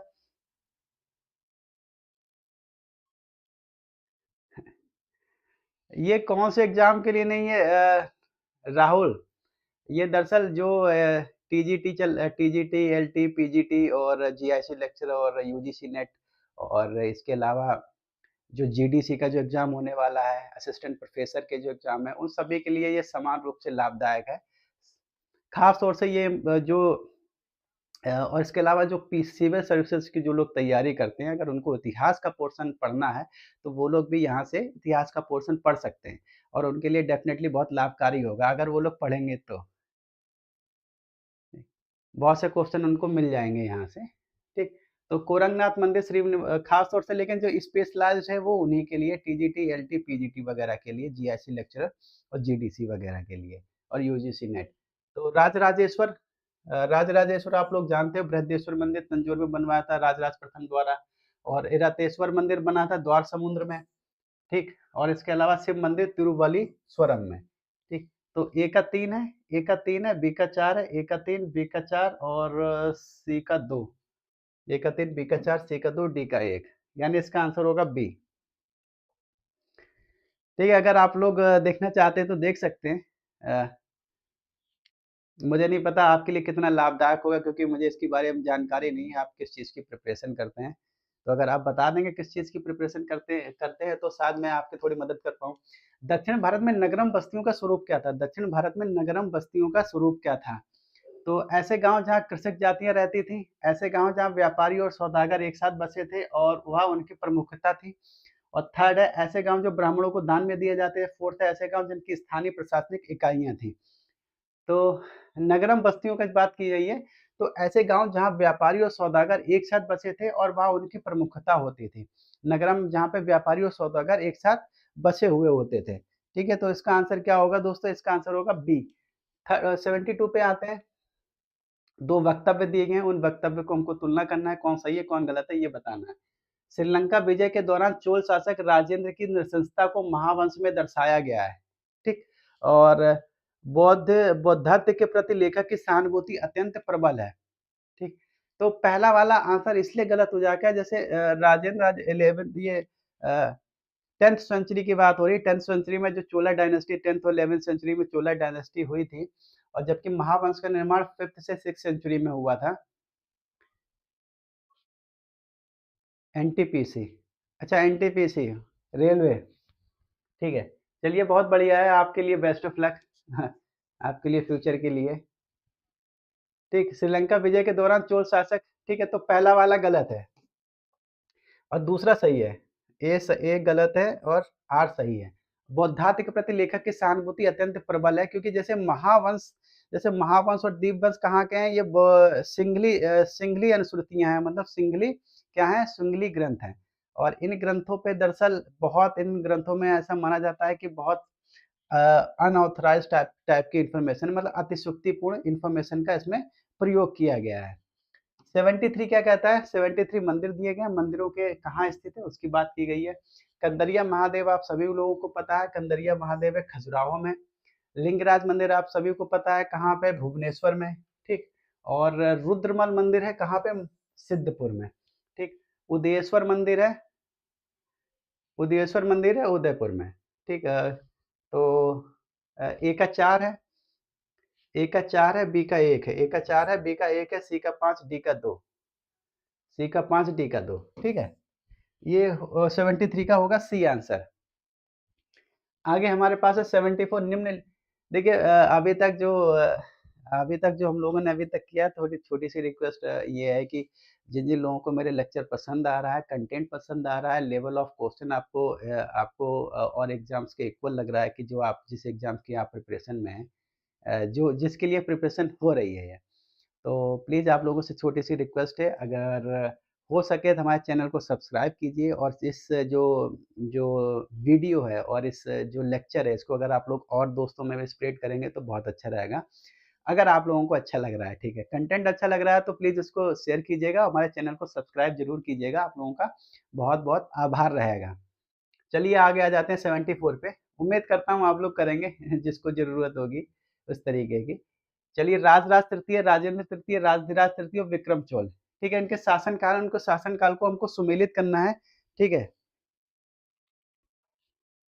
इनके शासनकाल को सुमेलित करना, चलिए शासनकाल को हम लोग सुमेलित कर लेते हैं। जो विक्रम चोल का शासनकाल है वो 1120 के आसपास का शासनकाल है, 1120 से 1170 के आसपास है, ठीक है। तो विक्रम चोल पहले होगा यानी कि 4 नंबर पहले हो जाएगा, ठीक। फिर उसके बाद बात होती है, उसके बाद आते हैं राजधिराज सेकंड, उसके बाद आते हैं राजधिराज सेकंड जिनका शासनकाल 1173 से 1170, राजधिराज तृतीय यानी कि 4 के बाद 3, 4 के बाद 3 और फिर आते हैं राजराज तृतीय, फिर उसके बाद राजराज तृतीय का शासनकाल आता है, सबसे अंत में होंगे राजेंद्र तृतीय, ठीक है। तो 4 3 1 2, 4 3 2, 4 3 1 2, ठीक है, इसका आंसर होगा डी। जो ये क्वेश्चन है 74 का आंसर डी होगा दोस्तों। एक मिनट, 4 राजराज तृतीय 73, राजराज तृतीय 1246, राजराज तृतीय 1246, राजेंद्र तृतीय 1, 4 3 विक्रम चोर राजधार तृतीय 2, ठीक है यही होना चाहिए, ठीक। ठीक है चलिए आगे चलते हैं। 75 चोल मंदिर निर्माण में पल्लव परंपराओं के अध्याधिकरण एवं आगे चलाने आगे चलाने वाले थे चोल मंदिर निर्माण में, पल्लव परंपराओं के दयाधिकरण, पल्लव परंपरा से जो चीज उन्हें मिली थी उसको उन्होंने अपने जो मंदिर निर्माण कला में उसका प्रयोग किया था। अभिनव निगम, स्वागत है अभिनव निगम, कैसे हो? सेकंड है, उन्होंने पल्लव शैलियों का अनुगमन करते हुए अपने राज्य में अनेक एकाश्म मंदिर बनवाए थे। अपने राज्य में अनेक एकाश्म मंदिर बनवाए थे। तो जैसे चोलास ने पल्लवों का शैलियों का अनुकरण नहीं किया था, उन्होंने एकाश्म मंदिर नहीं बनवाए थे, आप सभी लोगों को पता है। उन्होंने द्रविड़ शैली में मंदिर बनवाए थे, जिसमें विमान, मंडप, तोरण और वो जो मंडपम, जो आगे जो द्वार बनते थे उनको क्या बोलते हैं, देखिए नाम फिर से भूल गया मैं उसका नाम। जो अभिनव, जो विशाल मंडप के आगे जो बनते थे वो प्रवेश द्वार बनते थे, बहुत बहुत विशाल होते थे, उसको क्या बोला जाता था, मुझे याद नहीं आ रहा अभी करेंटली। तो ए सही है, आर गलत है। ए सही है लेकिन आर गलत है, ठीक है। 75 का ए, इन्होंने एकाश्म मंदिर शैली जो निर्माण कला थी, जो पल्लवों की निर्माण कला थी, पल्लवों में निर्माण कला में मंडपम और एकाश्म शैली थी, लेकिन चोलों ने इसका निर्माण नहीं किया था। चोलों की जो निर्माण शैली थी उसमें विमान और जो पिरामिडिक आकार जो मंदिर का होता था, आमलक और जो द्वार बनते थे, ठीक है, उसका प्रयोग किया था। 46 से चोल प्रशासन में राज्य की भौगोलिक प्रशासनिक इकाइयों में गोपुरम, हाँ गोपुरम होते थे। तो चोल प्रशासन में राज्य की भौगोलिक प्रशासनिक इकाइयों में सही घटना हमको बताना, ये मंडलम कुट्टम नाडु कुर्रम, नाडु मंडलम कुट्टम कुर्रम, कुट्टम नाडु मंडलम कुर्रम, कुर्रम कुट्टम मंडलम नाडु, ठीक। तो उसमें ये क्या है, मंडलम कुट्टम नाडु कुर्रम, पहला सही होगा, ठीक है। कोट्टम की जगह अगर वलनाडु भी हो, कोट्टम की जगह अगर वलनाडु हो तो कंफ्यूज मत होइएगा, कोट्टम और वलनाडु सेम थिंग है। अगला क्वेश्चन है 77, निम्नलिखित में से कौन सा शब्द चोल के शाही सैन्य दल के लिए प्रयुक्त हुआ है? चोलों के शाही सैन्य दल के लिए प्रयुक्त हुआ है कट्टुपड्डी, केक्कलोर, भृत्तिका और कडगम। चोलों की जो शाही सेना थी उसके लिए प्रयोग हुआ है, ये प्रयोग हुआ है केक्कलोर। क्या हुआ है? केक्कलोर, यानी कि 77 का बी। 78 है, चोल शासकों ने इस उद्देश्य से भूमि का मापन कराया था, चोल शासकों ने किस उद्देश्य? 76 का ए, हाँ 76 का ए, कि उसमें कुछ कंफ्यूजन है, मैं बताता हूँ। 70 मंडलम, सबसे पहले मंडलम था, ठीक है, मंडलम, फिर था वलनाडु, वलनाडु, इसको कोट्टम भी बोलते थे। क्या? वलनाडु को कोट्टम भी बोला जाता था, ठीक है। फिर उसके बाद होते थे नाडु, नाडु के बाद होते थे कुर्रम, कुर्रम के बाद होते थे ग्राम, ठीक है। ग्राम दो चीजों में दो में डिवाइड थे, उर और सभा और महासभा, ठीक है। जो ग्राम सभा डिवाइड होती थी, और सभा और महासभा, ये क्या होते थे? ये जिला होते थे, ये कमिश्नरी होते थे, ठीक है, और ये स्टेट होते थे। शायद ये 6 प्रांतों में डिवाइड थे, जो 6 स्टेट्स में डिवाइड था, जो चोला डायनेस्टी। कुर्रम क्या होता था? ग्रामों का बहुत बड़ा समूह होता था, तहसील टाइप में कह सकते हो आप इसको। अगला चर्चा है हमारी 78, चोल प्रशासकों ने इस उद्देश्य से भूमि का विस्तृत मापन कराया था। किस उद्देश्य से कराया था? स्वामित्व का अधिकार निश्चित करने हेतु, सरकार के राजस्व भाग को निश्चित करने हेतु, अनाज का उत्पादन, ठीक, और उसके अलावा सिंचाई के सूत्रों की सीमा। तो ये हुआ था सरकार के राजस्व विभाग को, सरकार का जो राजस्व विभाग का उसको सुनिश्चित करने के लिए उन्होंने उस राजराज प्रथम के शासनकाल में सबसे पहले जो भूमि का सर्वेक्षण कराया गया था, उन्होंने जो प्रोडक्शन होता था उस प्रोडक्शन में जो सर्वेक्षण के आधार पर, उसके मापन के आधार पर राजस्व सुनिश्चित किया था। अगला है 79, चोल काल में निम्नलिखित में से कौन सा कर शैक्षणिक उद्देश्य से लिए गए थे? कौन से कर शैक्षणिक उद्देश्य से लिए जाते थे? देवदान, सलभाग, ब्रह्मदेव और सर्वमान्य। सलभोग हो गया, ठीक है, ये लिया जाता था सलभोग, सलभोग या सलभाग भी बोल देते हैं कहीं कहीं, प्रोनाउंस वाली बात है। 80 या निम्नलिखित में से कौन सा सही सुमेलित नहीं है? कौन सा सही सुमेलित नहीं है? अंगुल रेखीय माप की इकाई थी, बिल्कुल ठीक है। वैली स्थान मापन की इकाई थी। कलंजू भार की इकाई थी, कलंजू एक प्रकार का सोना था, वो एक प्रकार से भार की इकाई हुआ करती थी। कलम क्या होता था? भार मापक इकाई, ठीक है, भार मापक इकाई नहीं हुआ करती थी कलन, ठीक है। अगला है 81, प्राचीन सूत्रों में वर्णित निम्नलिखित में से कौन सा शब्द भूमि मापक व्यंजक है? ठीक है, भूमि को मापने में जिसका प्रयोग किया जाता था, निर्वद या निवर्तन, कुलीय माप, द्रोण माप और रस्या। ठीक, किसका प्रयोग किया जाता था? देखिए, निर्वतन का भी प्रयोग किया जाता था, कुल्य माप का भी प्रयोग किया जाता था, आड़ माप का भी प्रयोग किया जाता था, द्रोण माप का भी प्रयोग किया जाता था भूमि को नापने के लिए। यानी कि 1, 2, 3, ठीक है, रस्या नहीं था। ठीक, 80 का 80, बिल्कुल ठीक है, 80 का 80। 81, 82, चोल प्रशासकीय व्यवस्था में सभा क्या थी? चोल प्रशासकीय व्यवस्था में सभा, ठीक, ग्राम अदालत थी, अग्रहारों में वयस्क लोगों का समुदाय थी, मंदिर की व्यवस्था के लिए सभी जातियों के लोगों की एक समिति थी और नटकारों की एक समिति थी। ठीक है, तो ये था दोस्तों, अग्रहारों में वयस्क लोगों का समुदाय थी, अग्रहारों में वयस्क लोगों का समुदाय थी। चोल प्रशासकीय व्यवस्था, सभा और महासभा क्या थी? जो इलीट इलीट लोग थे, यानी कह सकते हैं कि अ, जो जिन ब्राह्मणों को ब्रह्म दे दिया जाता था, अग्रहारीन लोगों का एक समूह हुआ करता था, और इस तरीके से समझ लीजिए। निम्नलिखित अवतरण पर विचार कीजिए, उसके अभिलेख उसे सम्राट सोमेश्वर सेकंड का सामंत घोषित करते हैं। दक्षिण में तालागढ़ और उत्तर में बांकापुर में उसकी राजधानियां थी। 1137 में उसने तुला पुरुष का महोत्सव किया। उपयुक्त अवतरण में से किसका निर्देश है? ठीक है, किसका निर्देश है, किसको कहा गया? मयूर शर्मा, अनंत वर्मन चूटगंग और ययति महाशिव गुप्त फर्स्ट और विष्णुवर्धन। ठीक है, तो ये बात कही गई है विष्णुवर्धन के लिए। ठीक, बात कही गई है विष्णुवर्धन के लिए। ठीक है, कुप्पम की लड़ाई निम्नलिखित के बीच हुई थी। कुप्पम की लड़ाई दोस्तों किसके बीच हुई थी? यार,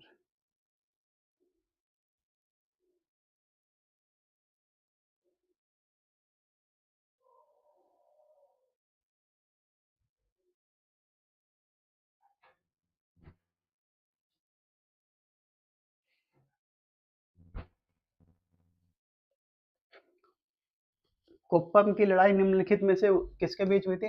पश्चिमी चालुक्य और पल्लव, पश्चिमी चालुक्य और चोल, चोल और होयसाल, पांड्य और सिलियोन के बीच में हुई थी। पश्चिमी चालुक्यों और चोलों, जिसमें राजा धीराज और चोल शासक सोमेश्वर के बीच में जंग हुई थी।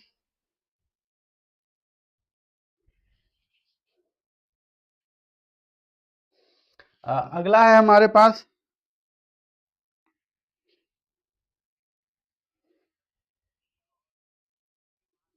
ठीक, 85 का सर्वप्रथम किसने दक्षिण पूर्व एशिया के विरुद्ध नौसैनिक अभियान किया था? दक्षिण पूर्व एशिया के विरुद्ध नौसैनिक अभियान किया था, जैसे सुमित्रा, जावा और मालदीव। ठीक है, मलाया, इस तरीके के बहुत सारे जो स्टेट्स थी, इंटरनेशनल स्टेट्स थी, वहां पे उन्होंने कब्जा किया, कर व्यवस्था लागू की, उनसे कर वसूल किया। इस चीज को ध्यान रखिएगा। ये कौन थे दोस्तों? दक्षिण पूर्व एशिया के विरुद्ध नौसैनिक अभियान किए थे। ये क्या थे? राजेंद्र प्रथम ने। किसने किया था? राजेंद्र प्रथम ने। राजराज सेकंड, पुलिकेशिन फर्स्ट और विजयालय नहीं है, राजेंद्र फर्स्ट ने दक्षिण पूर्व एशिया में क्या किए थे? अभियान किए थे, और सफलतापूर्वक अभियान किए थे, ऐसे नहीं थे, सफलतापूर्वक अभियान किए थे उन्होंने। तंजौर के बृहदेश्वर मंदिर का निर्माण किसने करवाया था? तंजौर के बृहदेश्वर मंदिर का निर्माण किसने कराया था? सर्वविदित है, राजेंद्र फर्स्ट, कुलोत्तुंग फर्स्ट, राजराज प्रथम और राजराज द्वितीय। ये कराया था राजराज फर्स्ट ने।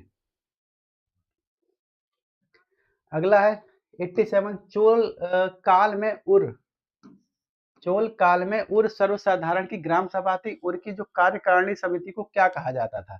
जैसे उर क्या थी, मैंने बताया अभी, दो सभाएं थी, एक उर थी और एक शिख सभा और महासभा हुआ करती थी। तो उर किस प्रकार के लोगों की सभा हुआ करती थी दोस्तों? उर हुआ करती थी सर्वसाधारण लोगों की सभा, और उसको क्या बोलते थे? वरियम नगरम, वरिपेरु, वरि पप्पे रुम कक्कल, अरे यार, और ये था अड़ु अलु गड़म। ठीक है, अलु गड़म। 87 का डी, बिल्कुल ठीक है। 88 राजस्व विभाग की पत्रिका को क्या कहा जाता था? फिर पंजिका को क्या कहा जाता था? राजस्व विभाग की जो पंजिका हुआ करती थी, उसको हम लोग क्या बोलते थे? वरियम, अलनायक, वरिट पुत्तकल्ला और वरितो वरितपो तग कक कड़क कक। अरे, अरे यार देखो, ए बी सी और डी, ठीक, मैं इसको ऐसे बोल दे रहा हूँ, ए बी सी और डी। नाम बहुत टफ है। ठीक है, ए बी सी और डी, हम लोग इसको इसको इस प्रकार से देखेंगे, इस प्रकार नजरिया थोड़ा सा बदल लेते हैं। ठीक है, चीज़ें जो आसान हो सकती हैं हम उसको टफ नहीं करेंगे, नज़रिया थोड़ा-सा बदल लेंगे। तो ए, बी, सी और डी कौन-सा आंसर सही है? तो आंसर ये डी सही है, ठीक है? इसका आंसर डी सही है। 89 क्या कहता है? चोल काल में कौन-सा पदाधिकारी राजा के आदेशों को तैयार करता था? कौन-सा पदाधिकारी था जो राजा के आदेशों को तैयार करता था? पेरुनगर्री, औले और पेरुमक्कल पेरुमक्कल और औले नयगयम नयागयम, ठीक है? और औले नयागयम, ठीक है? तो ये करता था औले, ठीक है? ये क्या करता था? कच्चा मसौदा तैयार करता था। कच्चा मसौदा तैयार करता था।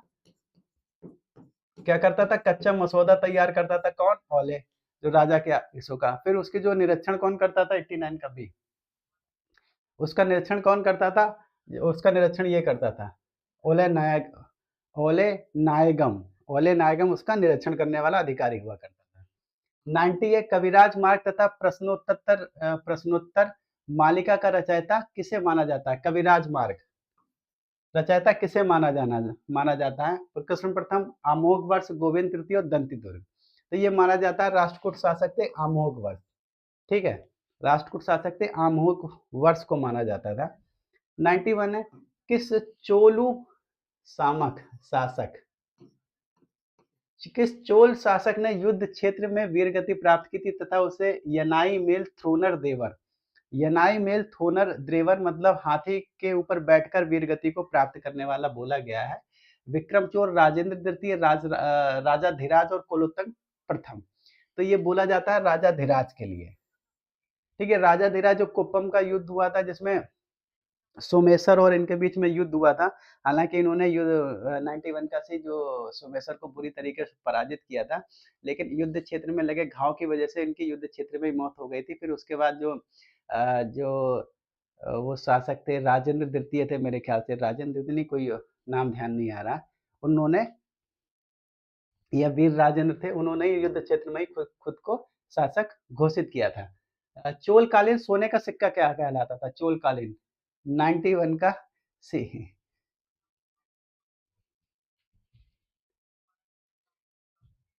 कविता जी आपका बहुत-बहुत स्वागत है हमारे इस एजुकेशनल इंस्टीट्यूट में और बहुत लंबे समय के बाद आपको देखने के बाद बहुत हर्ष महसूस हो रहा है कि फाइनली कुछ पुराने जो स्टार्टिंग में लोग आए थे उनमें से आप आई हैं राजेंद्र सेकंड, हाँ, राजेंद्र द्वितीय, ठीक।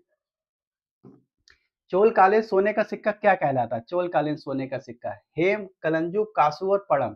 चोलकालीन सोने का सिक्का 92 का ए, ठीक, गलत है 92 का ए नहीं 92 का बी है कलंजु, ठीक है। चोलकालीन जो सोने का सिक्का था वो क्या कहलाता था? कलंजु। 93 है, निम्नलिखित में से किस चोल शासक को मालदीव पर प्रथम विजय प्राप्त करने का 92 का सी।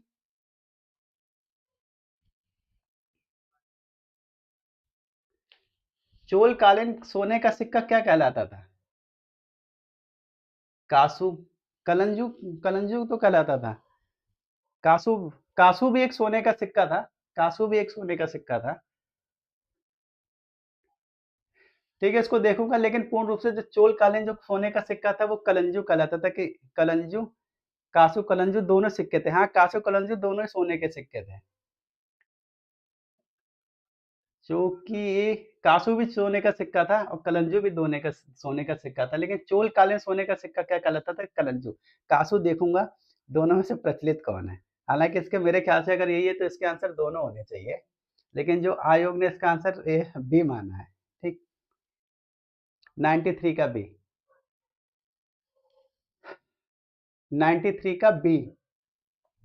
मालदीव पर प्रथम विजय प्राप्त करने का श्रेय दिया जाता है निम्नलिखित में से किस चोल शासक को? मालदीव का, मालदीव पे राजराज प्रथम, राजेंद्र प्रथम, राजधिराज प्रथम और राजेंद्र द्वितीय, ठीक है। मालदीव पे सबसे पहले विजय प्राप्त की थी राजराज प्रथम ने। राजराज ने पहला आक्रमण किया था मालदीव पर, उस पे विजय प्राप्त की थी। कौन थे? राजराज प्रथम, ठीक।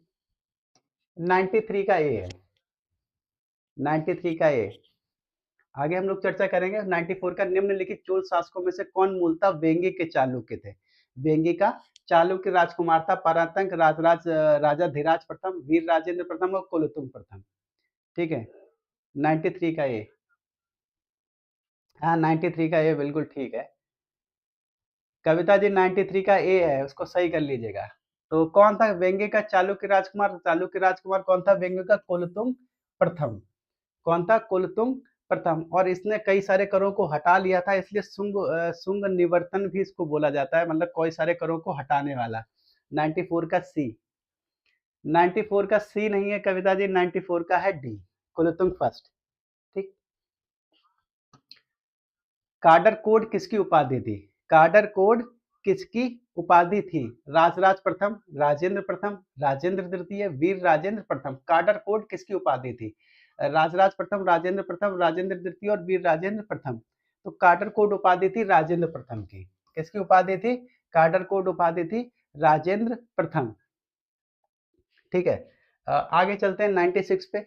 प्रसिद्ध लेखक साहित्यकार किरातार्जुनीय के लेखक जो भरावी थे किससे समृद्ध थे? किसके शासनकाल से समृद्ध थे या फिर किसके राज्यसभा से समृद्ध थे?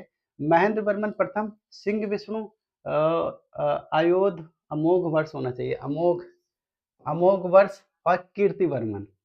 95 का बी। हाँ, 95 का बी बिल्कुल ठीक है। प्रसिद्ध लेखक साहित्य किरातार्जुनीय का भरावी जो लेखक थे किसके समय से संबंधित है? ये संबंधित है सिंह विष्णु। ठीक है, किसके समय से संबंधित थे? सिंह विष्णु के काल से ये संबंधित थे। 96 का बी। 97 है, निम्नलिखित में से कौन सा अंचल चंद्रगुप्त मौर्य के साम्राज्य में? 96 का ए। 96 का ए नहीं है, 96 का बी है कविता जी, 96 का बी है। क्या बात है, काफी समय से आप स्टडी से दूर रही हैं क्या? लगता है घर के काम काजों में आप काफी व्यस्त रही हैं, लगता है समय में आपके पास कम रहा है।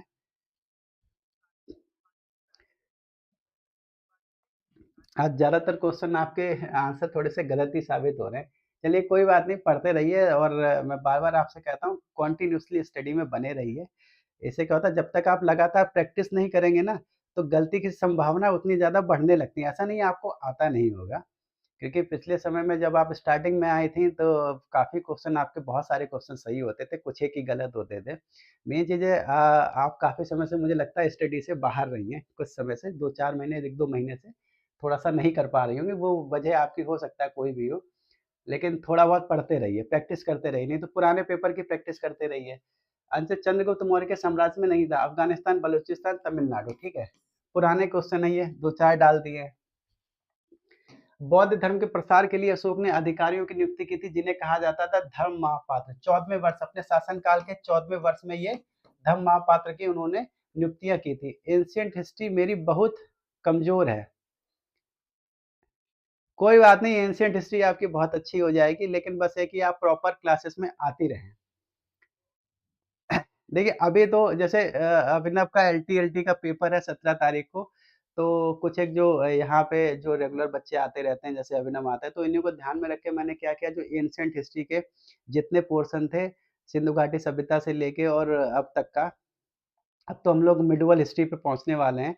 तो सबके 100-100 क्वेश्चन हम लोगों ने हमने एक जो मर्ज कर दिए थे, जो लेक्चर 2-2 थे। तो अगर आप वो देख लेंगी एंशिएंट हिस्ट्री के, अभी 6-7 लेक्चर हैं, तो आपको बहुत हेल्प मिल जाएगी। ठीक है? 99 है, अर्थशास्त्र में उल्लेखित सीताध्यक्ष किस विषय से संबंधित है? ये सबको पता होगा, कृषि से, एग्रीकल्चर से संबंधित है। 100 है, वेदिका से घिरा वृक्ष प्रतीक कहाँ मिलता है? वेदिका से घिरा हुआ वृक्ष प्रतीक कहाँ मिलता है? मिलता है हड़प्पा संस्कृति की मुद्राओं पे, बौद्ध के केंद्रों से प्राप्त मृदभांडों पे, मौर्यकालीन आहत सिक्कों पे और गुप्त वंश के ताम्रपत्रों पे। ये मिलता है मौर्यकालीन आहत सिक्कों पे। ठीक है? और ये क्वेश्चन हमारे खत्म हो गए। देखिए मैं 99 का भी आप सभी लोगों से जो कविता जी आई हैं आज काफ़ी समय बाद, आपका बहुत-बहुत स्वागत है। मैं पहले भी स्वागत कर चुका हूँ, फिर से आपका स्वागत कर रहा हूँ।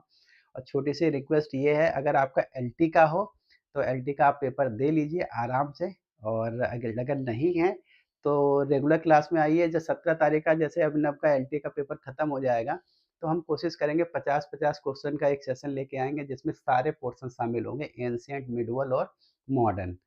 ठीक है? तो उसमें कोशिश रहेगी आपका एंशिएंट और वो सब कवर हो जाए। लेकिन अगर आप चाहें तो जो अभी कुछ ये शायद 7th या 8th लेक्चर होगा, 7 लेक्चरों में लगभग एंशिएंट हिस्ट्री हमारी खत्म हो चुकी है। 100-100 क्वेश्चन है, आप चाहें वो देख सकती हैं और डेफ़िनेटली आपको उससे बेनिफिट मिलेगा। नुकसान नहीं होगा, लाभ होगा, लेकिन अगर आप देख पाएँ तो ज़रूर देखिएगा, प्लेलिस्ट में जाके देख लीजिएगा। मेरी प्लेलिस्ट पड़ी होगी यूट्यूब पे, अगर आप उसमें सर्च करेंगे तो आ जाएगी, ठीक? और बस ये है कि कीप स्टडिंग, मैं तो ये कहूँगा आप अपनी तैयारी को बनाए रखिए, गैप मत करिए। रेगुलर पढ़ते रहिए, चाहे 3-4 घंटे ही क्यों ना पढ़ें, ठीक है? ठीक है? रेगुलर पढ़ते रहिए, ठीक है? मेरा बस यही सलाह देखिए, कंटिन्यूटी बहुत इम्पोर्टेंट है। आप चाहे रेगुलर 5 घंटे पढ़िए, 4 घंटे पढ़िए, लेकिन पढ़िए रेगुलर। ऐसा नहीं है कि 8 घंटे पढ़ लिए या 10 घंटे एक दिन पढ़ लिए, फिर अगले दिन 3 घंटे ही पढ़े, फिर अगले दिन 0 हो गए। ऐसा नहीं करना है। कंटीन्यूअसली आपको अपने जो स्टडी है उसको एक प्लेटफ़ॉर्म पे लेके चलना है कि इस स्पीड से मुझे ट्रेन चलाती रहना है, ठीक है?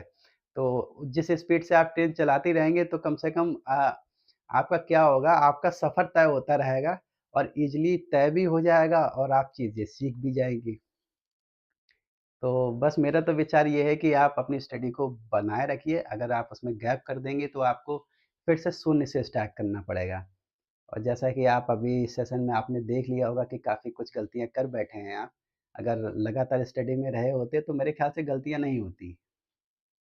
क्वेश्चन बहुत ईज़ी नहीं है और मैं ये इस पे नहीं कहूँगा, क्वेश्चन बहुत ईज़ी नहीं है, अच्छे क्वेश्चन थे। टफ़ श्रेणी में डाले जा सकते हैं वो क्वेश्चन। तो आप अपनी स्टडी को बनाए रखिए, पुराने जितने सेशन हैं आप देख लीजिएगा। अगर एंशिएंट हिस्ट्री कमज़ोर है तो एंशिएंट हिस्ट्री के सारे सेशन देख लीजिएगा और फिर 17 तारीख के बाद हम बात कर रहे हैं कि नया वो शुरू करेंगे इतिहास को, नया पेपर शुरू करेंगे जिसमें कंप्लीट हो चुके हैं हमारे सारे सेशन। लेकिन ये जो एलटी को ध्यान में रख के तैयार किए हैं, 1 या 2 और लेक्चर होंगे, क्योंकि फिर उसके बाद गैप दे दूँगा 17 तारीख तक, जो पढ़ रहे हैं बच्चे उसको पढ़ते रहें। इधर-उधर अब ना भटकें तो ही अच्छा है। ठीक, और यहाँ मेरा मकसद बस प्रैक्टिस कराना है, जो बच्चे पढ़ते हैं अपना प्रैक्टिस करते रहेंगे, 100 क्वेश्चन प्रैक्टिस करने को मिल जाते हैं, अपना नॉलेज चेक करने का मौका मिल जाता है और आपके साथ-साथ मुझे भी मौका मिल जाता है अपना नॉलेज चेक करने का, कुछ नई चीज़ें ढूँढने का और आपके सामने नई चीज़ें प्रस्तुत करने का। तो उम्मीद करता हूँ आप लोगों को आज का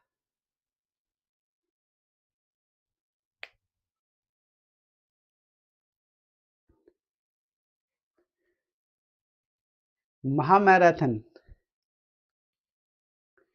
दरअसल महामैराथन ली जा सकती है, लेकिन एक्चुअली क्या है ना, अभी कोई एग्ज़ाम अभी पास-आस नहीं है। महामैराथन लेने का आनंद तभी आता है जब कोई एग्ज़ाम जैसे टीजीटी, पीजीटी का कोई एग्ज़ाम, ये तो चलिए छोड़िए एलटी वाला, जब वो कभी आएगा जो जिसके साथ आप लोगों के साथ फॉर्म पड़े होंगे उसके 2021 वाला अगर होगा, 21-22 वाला, उसके अगर फॉर्म पड़े होंगे, तो उसमें हम महामैराथन लेते रहेंगे, कुछ-कुछ कोशिश करेंगे कि जल्दी-जल्दी उस चीज़ों को खत्म कर दें, लेकिन मुझे नहीं लगता बहुत अधिक इसकी ज़रूरत पड़ेगी। अगर प्रॉपर आप सेशन देखते रहेंगे ना जितने के जितने, तो मैं फिर उसको 2-2 3-3 घंटे में कन्वर्ट करता चला जाऊँगा। 3 लेक्चर अगर किसी सेशन के किसी एक टॉपिक के होंगे, 3 लेक्चर को एक में करके 150 क्वेश्चन करके सारे के सारे क्वेश्चन आपको प्रोवाइड कर दूँगा। वो महामैराथन जैसे ही हो जाएँगे।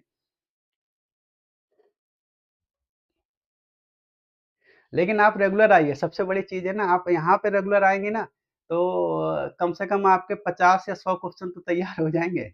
एक चीज़ ये भी है ना, 100 क्वेश्चन ना सही 50 क्वेश्चन तो आपके तैयार हो ही जाएँगे। टाइम से आ जाइए कि 10 या 10 5 या 10-10 तक क्वेश्चन हमारा शुरू हो जाता है लेक्चर 10 बजे से। तो अगर आप रेगुलर आती रहेंगी तो मैं पहले कह रहा हूँ थोड़ा बहुत आपको लाभ मिलेगा। बहुत अधिक ना सही, लेकिन इतना लाभ मिल जाएगा कि आपका जो स्टडी का प्रोसेस है उसमें थोड़ी-सी गति आ जाएगी। ठीक है? तो कल से आइएगा और साथ में अगर आपके जान-पहचान का कोई मित्र, कोई जो कॉलीग है आपके साथ तैयारी कर रहा है टीजीटी, पीजीटी हिस्ट्री से, जीआईसी लेक्चर है, यूजीसी नेट वगैरह की, उसको भी सर्कुलेट कीजिएगा, मेरे लेक्चर्स अगर उसको पसंद हों तो वो आ सकता है और हमारे चैनल को आप सब्सक्राइब तो शायद कर ही चुके होंगे। इसके अलावा टेलीग्राम पे भी आप लोग हमसे जुड़ जाइए ताकि आपको प्रॉपर इन्फॉर्मेशन आप तक पहुँचती रहे कि कौन-सा लेक्चर कितने बजे होने वाला है। ठीक है, जुड़े रहेंगे प्रॉपर उसमें टेलीग्राम चैनल पे तो प्रॉपर आपको इन्फॉर्मेशन मिलती रहेगी। तो उम्मीद करता हूँ कि आप जो इस लेक्चर को, इस सेशन को दूसरे दोस्तों में भी शेयर करेंगे, मित्रों में भी शेयर करेंगे, ताकि वो लोग भी थोड़ा बहुत इसमें सहयोग प्राप्त कर पाएँ। ठीक? तो चलिए दोस्तों, 11:30 बज चुका है, 11:30 हो चुका है। उम्मीद करता हूँ आज का लेक्चर आप लोगों को पसंद आया होगा। अगर लेक्चर में किसी प्रकार की कमी आप लोग देखते हैं, तो मैं सभी लोगों से फिर से रिक्वेस्ट करता हूँ, मैं बार-बार यही कहता हूँ कि your feedback is very important for us. और इससे बहुत सारी चीज़ें ये मिल जाती हैं कि तो हम लोग ये देख सकते हैं कि ना व्हाट काइंड ऑफ चेंजेस अ, ठीक है, हम लोग कर सकते हैं, ठीक है? किस प्रकार के चेंजेस हम कर सकते हैं, आपकी एडवाइस के आधार पर। क्वेश्चन आपको अच्छे लगते हैं, ठीक है? तो अगर आप फीडबैक देंगे कि क्वेश्चन का लेवल कैसा है, क्वेश्चन कैसे हैं, और समझाने में किसी प्रकार की प्रॉब्लम तो नहीं आती है, ठीक है? लैंग्वेजेस में किसी प्रकार की प्रॉब्लम तो नहीं आ रही है, तो आप लोगों का बड़ा आभार रहेगा। तो उम्मीद करता हूँ आप लोग फीडबैक ज़रूर देंगे और दूसरे लोगों को भी सर्कुलेट करेंगे, तो आप हमारा वीडियो दूसरे दोस्तों को भी, मित्रों को भी शेयर कीजिएगा, चैनल को भी सब्सक्राइब कीजिएगा। तो आज के एक लेक्चर के बाद हम लोग यहीं अलविदा लेते हैं, कल आपसे फिर मुलाकात होगी, ठीक 10 बजे मुलाकात होगी। दक्षिण भारत हम लोगों ने लगभग खत्म किया है, कल हम लोग बात करेंगे, राजपूत काल की बात कर सकते हैं हम लोग, ठीक है? कल हम लोग राजपूत काल की बात कर लेंगे, ठीक है? तो कल आपसे मुलाकात होती है, गुड नाइट, और ध्यान रखिए अपना, सर्दी बहुत है, पेपर का टाइम है। चलिए, ओके, गुड नाइट एवरीवन।